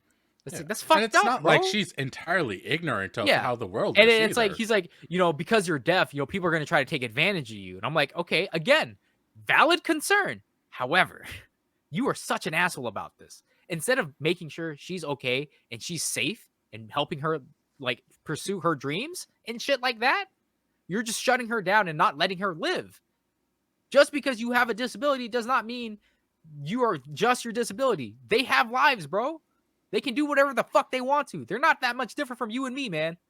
And it just pisses me off. So that's why I'm like, I'm glad he's getting cucked. Yeah, and I fully agree with that because he is a representation of everything wrong in that style of thinking, that protective style of thinking. Like Yeah. you can do protectiveness in a correct way where you're not getting in the way or you're preventing a person from living their lives. Yeah. And that's why, like, I love the main love interest, Itsuyomi, because he gets interested in Yuki because, cute girl. Oh, whoa. And then it's like, oh, she's deaf though. And he's like, oh, okay, so what? It's like he's a traveler. He loves traveling the world, Yeah. meeting foreigners. I thought that was really cool. And as I'm it turns so out, curious about his character. I want to know so much more about yeah, him. and it's like, And honestly, like I saw a little bit of what's his name's perspective. He's of like when he was interested in Yuki, and it's like, oh, is he a kind of a piece of shit that's gonna just take advantage of her? I'm like, yeah, I like I saw a understood little that too bit. because at first I was like, oh, is Itsuyomi only into Yuki because it's like he's a world traveler, he likes learning different languages because he's so well traveled. And I was like, oh, is he just into her because he wants to learn sign? Like it's Yeah. just his interest of the week. I was really hoping it wasn't that, and it turns out it isn't. And I was like, yes, Itsuyomi's a good guy. Fuck yeah, fuck yeah. But like how they portray it in the anime makes you question a little bit, which I think is a really well done because it makes you have doubts. It makes you think. It makes you wonder. Well, the thing about like the dichotomy between like the childhood friend and Itsuyomi, the main love interest, is that Itsuyomi represents all the good. He is protective of Yuki, he is caring of Yuki, he's understanding of Yuki. He makes sure he sets boundaries that she's comfortable with. Like this dude is like every episode. I'm like, And man, he this listens to the boundaries that she sets as yeah. well. It's like, bro, and he's letting her experience life. I was like, that's all she wanted, bro. That's all she asked for. And it's like, bro, he's number one I'm himbo not of gonna lie, I anime. kind of fell for him as well. See, that's what I'm saying. He's such a good guy. I'm just like, I see why Yuki fell in love with him. Not only because he's fucking a beautiful man, but because he's a good guy. And I'm like, I'm really enjoying watching the romance between them blossom. Like, quite honestly. And also the cute faces that Yuki makes, the main character, when she's like shocked, like those little beady gerbil Yeah, eyes. the chibi face. Yeah, Yeah, the chibi. I'm like, it's so cute, bro. It's so cute. Oh, damn, it's a damn good rom com. I I was I genuinely think this is the second best rom com of the season. I don't know what the first one would be. Come You on, what do you say think? What if what oh what my god, else? if you say that silent the killing voice, whatever thing, whatever I don't remember what it was called. The killing voice. What? I don't the dude who wants murder in my heart or whatever. Oh, the dangers in my heart. That Yes, guy. Yes. yes. You No, I think am it's that. biased. I'm heavily Yeah, biased you're no, towards fuck that. no. No. To me, A Sign of Affection is the best rom-com this season. It's a good rom-com. Like it's the not only is it the best rom-com this season, it's one of the better rom-coms like that have been released in a while now, in Yeah. my opinion. Honestly, this very much reads like a josei. I mean, isn't it a josei? Is it? I'm pretty I don't sure it is. probably. I thought it was a josei, but it might be a shoujo. I don't know. It might be a shoujo, but like the level of maturity in it, it reads like a josei. Do you understand what I'm saying? What? The level of maturity. No, It's no, no. I was like, all right, yeah, yeah. So I was like, wait. First of all, we need to let people know, if in case they don't know, there's shonen, then there's seinen. Okay, shonen is like young boys. Seinen is like older teenagers and adults, young adults, essentially. And it's the same. Shoujo is like girl manga, like kiddish, like not kid too to serious. teenage. Yeah, like preteens maybe, and then like there's josei, which is like more mature, and it's basically the equivalent to seinen, as to shonen to shoujo as seinen to josei. Slightly disagree on the josei part. Josei, it has been widely and reportedly said, is aimed towards adult woman, and not Yeah, necessarily young adult woman either, but like actually like 25 up. yeah, it's more about the relationships and stuff. Yeah, it's more relationship drama. Yeah, Anyway, really good. Tag. Don't get me wrong, or genre. I mean, highly recommended if you're looking to evolve what you're reading slash watching. It's much more complex, it's much more mature, and it's very worth it. There is so many hidden gems in the and Josei now tag I that want people people. to not get this confused with smut either, because smut is its own Yeah, category as well. and like entirely different thing. I mean, and it's not necessarily a bad thing, but like you do have clean stuff that has none of that, and it's beyond fantastic. I mean, my God, some of the best writing I've ever read has been in Josei. All right, well, A Sign of Affection's really good. Everyone should Yeah. go check it out. Um. The You got to decide, Shinoda. I know, I know, I know. I'm sorry. I'm All right, just like, let what me do I let want? me let me speed run for you real fast, Okay. because we've been recording for like over Oh 2 fuck, we hours. have been going Yeah, for a like come while. I on, dude. didn't realize. Dungeon Meshi is apparently really good. People are enjoying it. That's great. I haven't watched it because I believe it's on Amazon, right? Not Netflix. Netflix. It's on a streaming service I don't own, so I don't care to go watch it. I am really happy about the fact that they didn't really do a batch release. They're doing a weekly episode release, Yeah. and because of that, the fandom for it and the discussion on it is lasting so much longer. The world building in Dungeon Meshi is beyond fantastic. I mean, holy shit.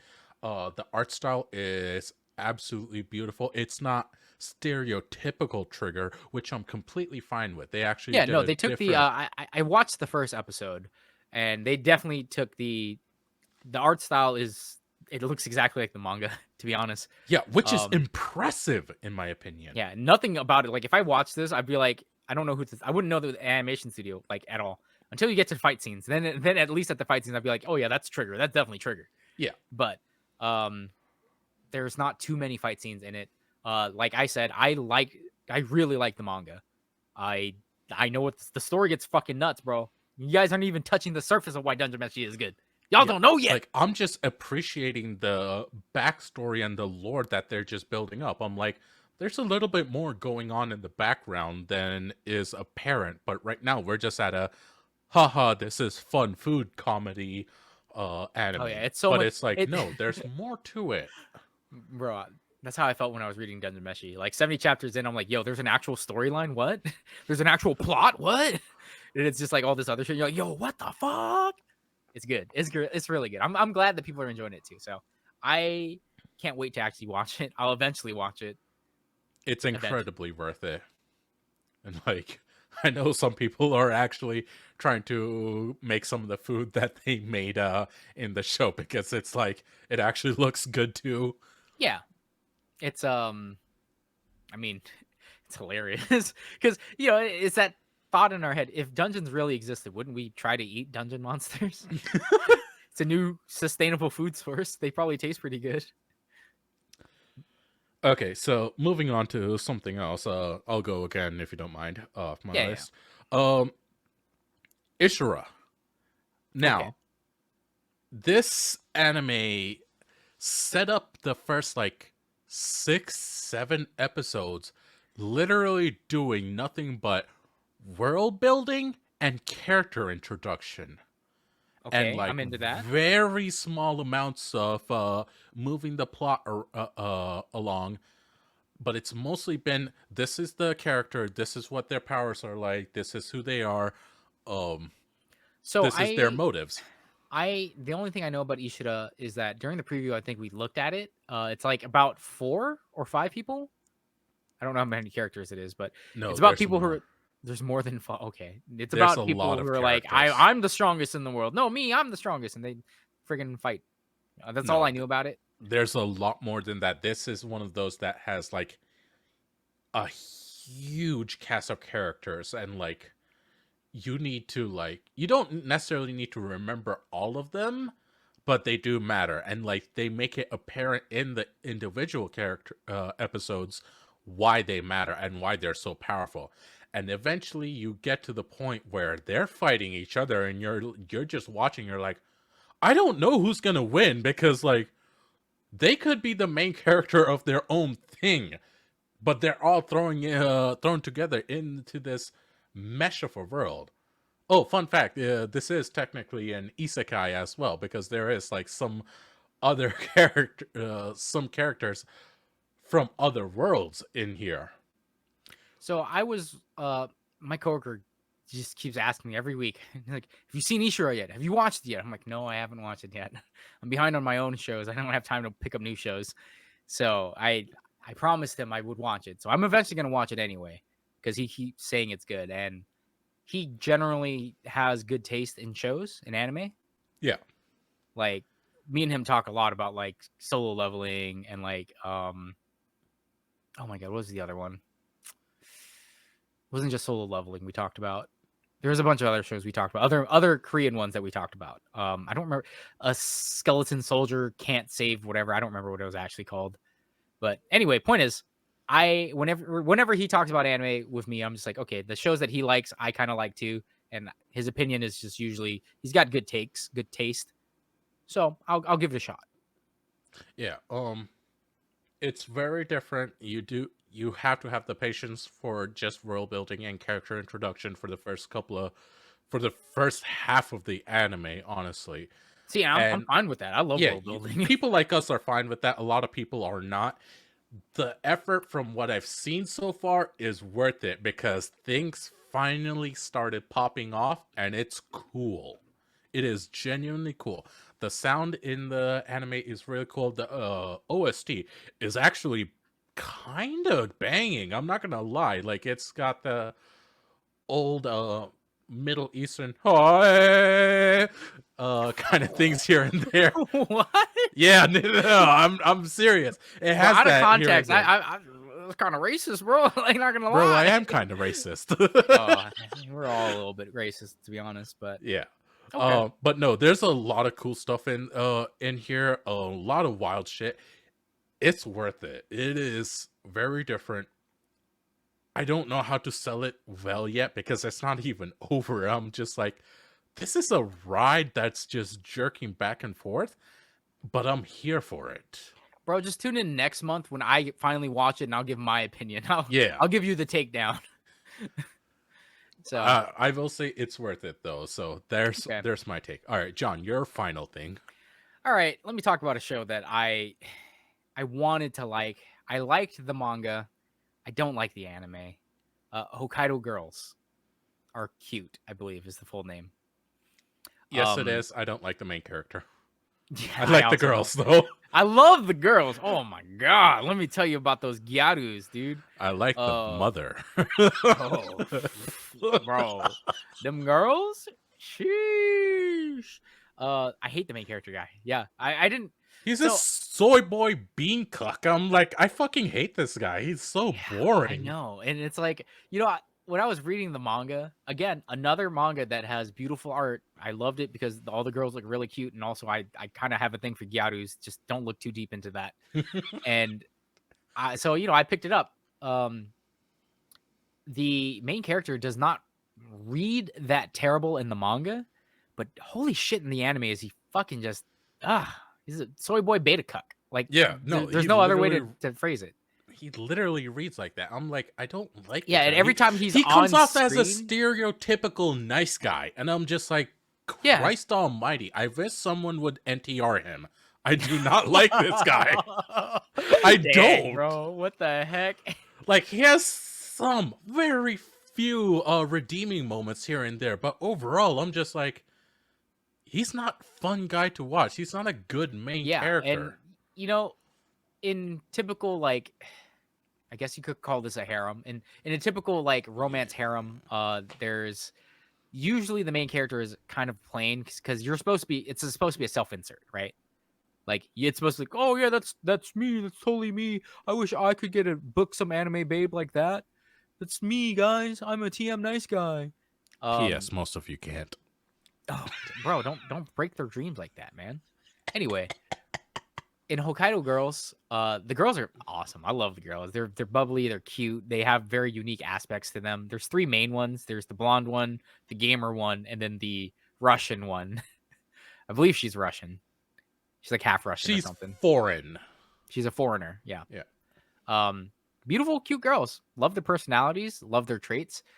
I wish the main character didn't fucking suck so much.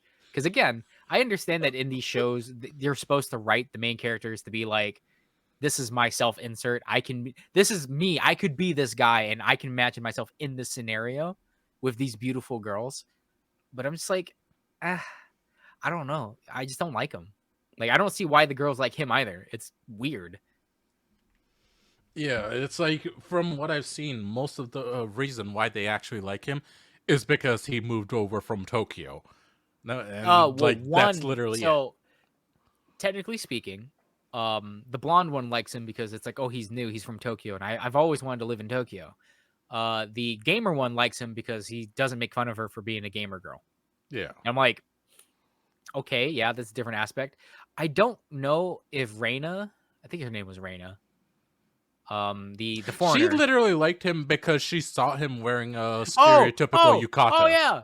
Because he was like, oh my god. She's like, oh, I love Japan. I'm a ninja. She believes she's a ninja. She's a weeb. She's a foreign weeb girl that you can get, guys. As long as you act like a Japanese guy, a traditional Japanese guy, you can get this hella hot Russian chick to fall in love with you just because you're Japanese.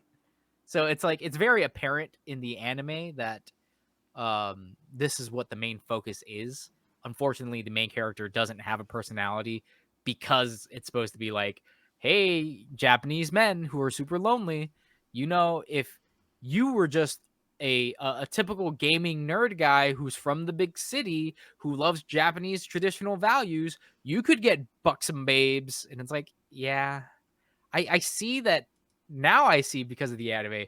This is probably why the manga was created. I would argue though that the manga has slightly more depth to it. At least in the manga, the main character doesn't. He's not as insufferable, and he feels like an actual character who cares about the girls. I think Yeah. so. That's my opinion. But to Okay. be fair, I haven't read this manga. Dosanko Haikoto, is it Dosanko Gyaru? Hokkaido Girls, whatever. I don't remember what the freaking Japanese name of the manga is, but yeah, I haven't read it in a while, so I could be misremembering, and it could be nostalgia glasses or something. So I wanted to like it because I love watching things with Gyarus in them. I think they're funny. I just like watching Gyarus. There's any excuse to see more Gyarus in anime, I'm all for.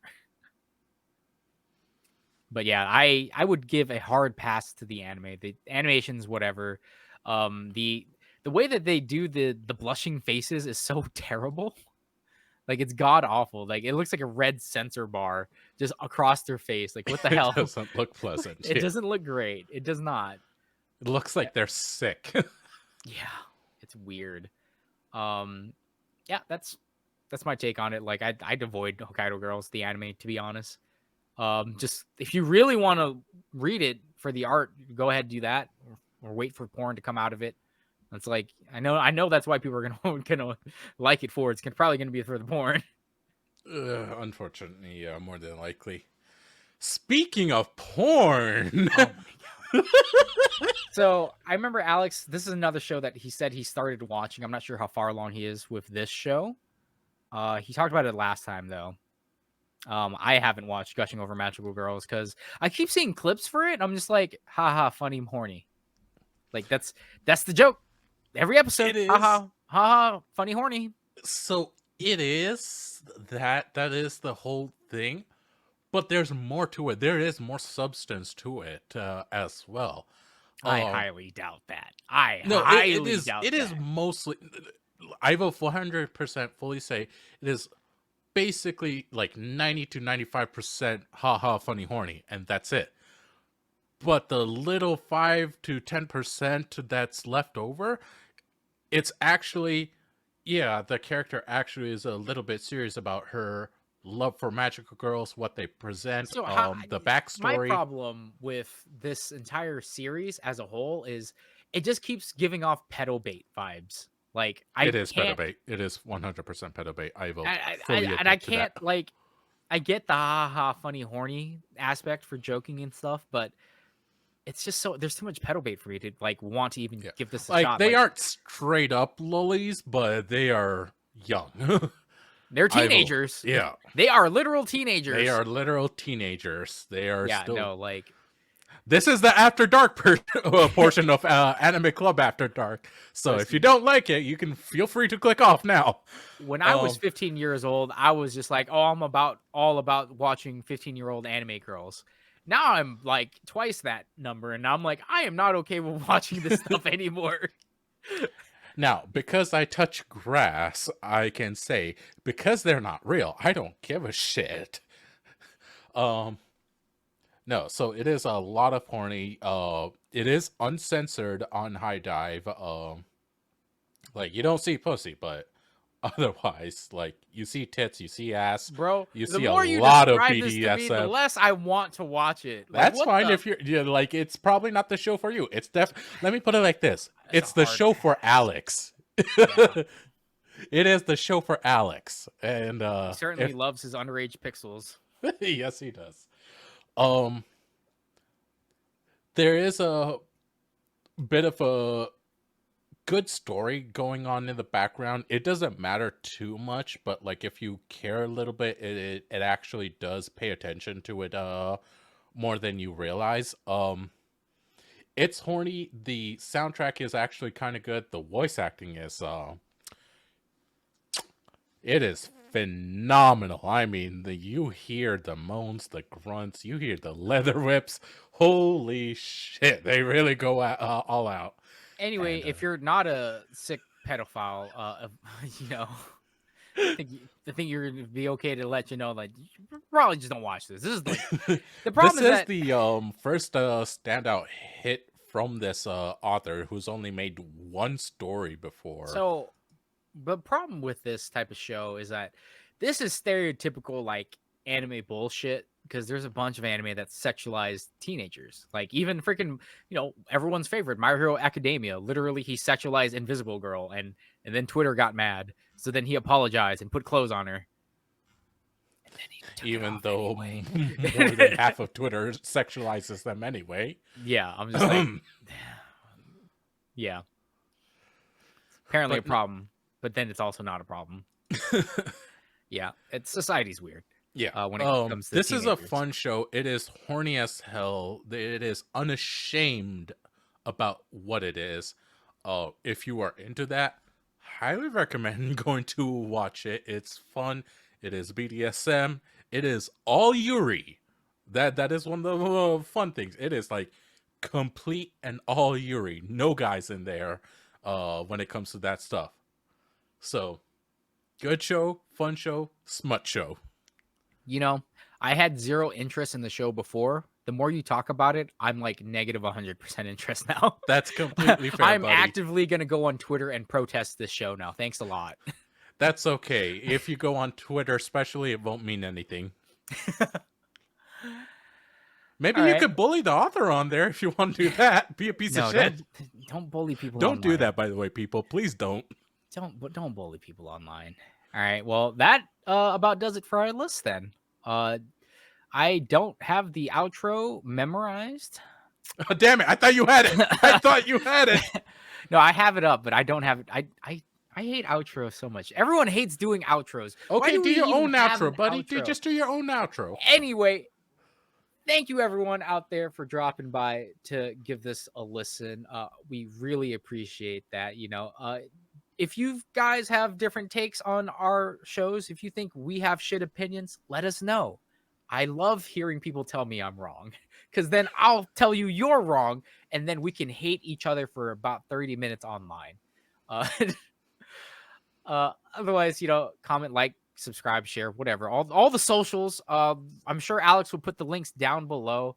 Find us on Twitter, TikTok, Discord. Always be in the loop with. I hate scripts so much. Anyway, I have been your host, John. Kind of. I mean, did we even have a host? I didn't really. We just talked about anime, bro. We're just bullshitting. I offered with to anime. host. You did. You said, No, fuck I'm it, saying, I'm doing it. did we really host? Because it's like this wasn't monthly dumps aren't even structured to be. Anyway, I'm not going to stop criticizing our own podcast. Anyway, say goodnight, everybody. You mean me? Say goodnight, me. Bye, everyone. Go watch shows.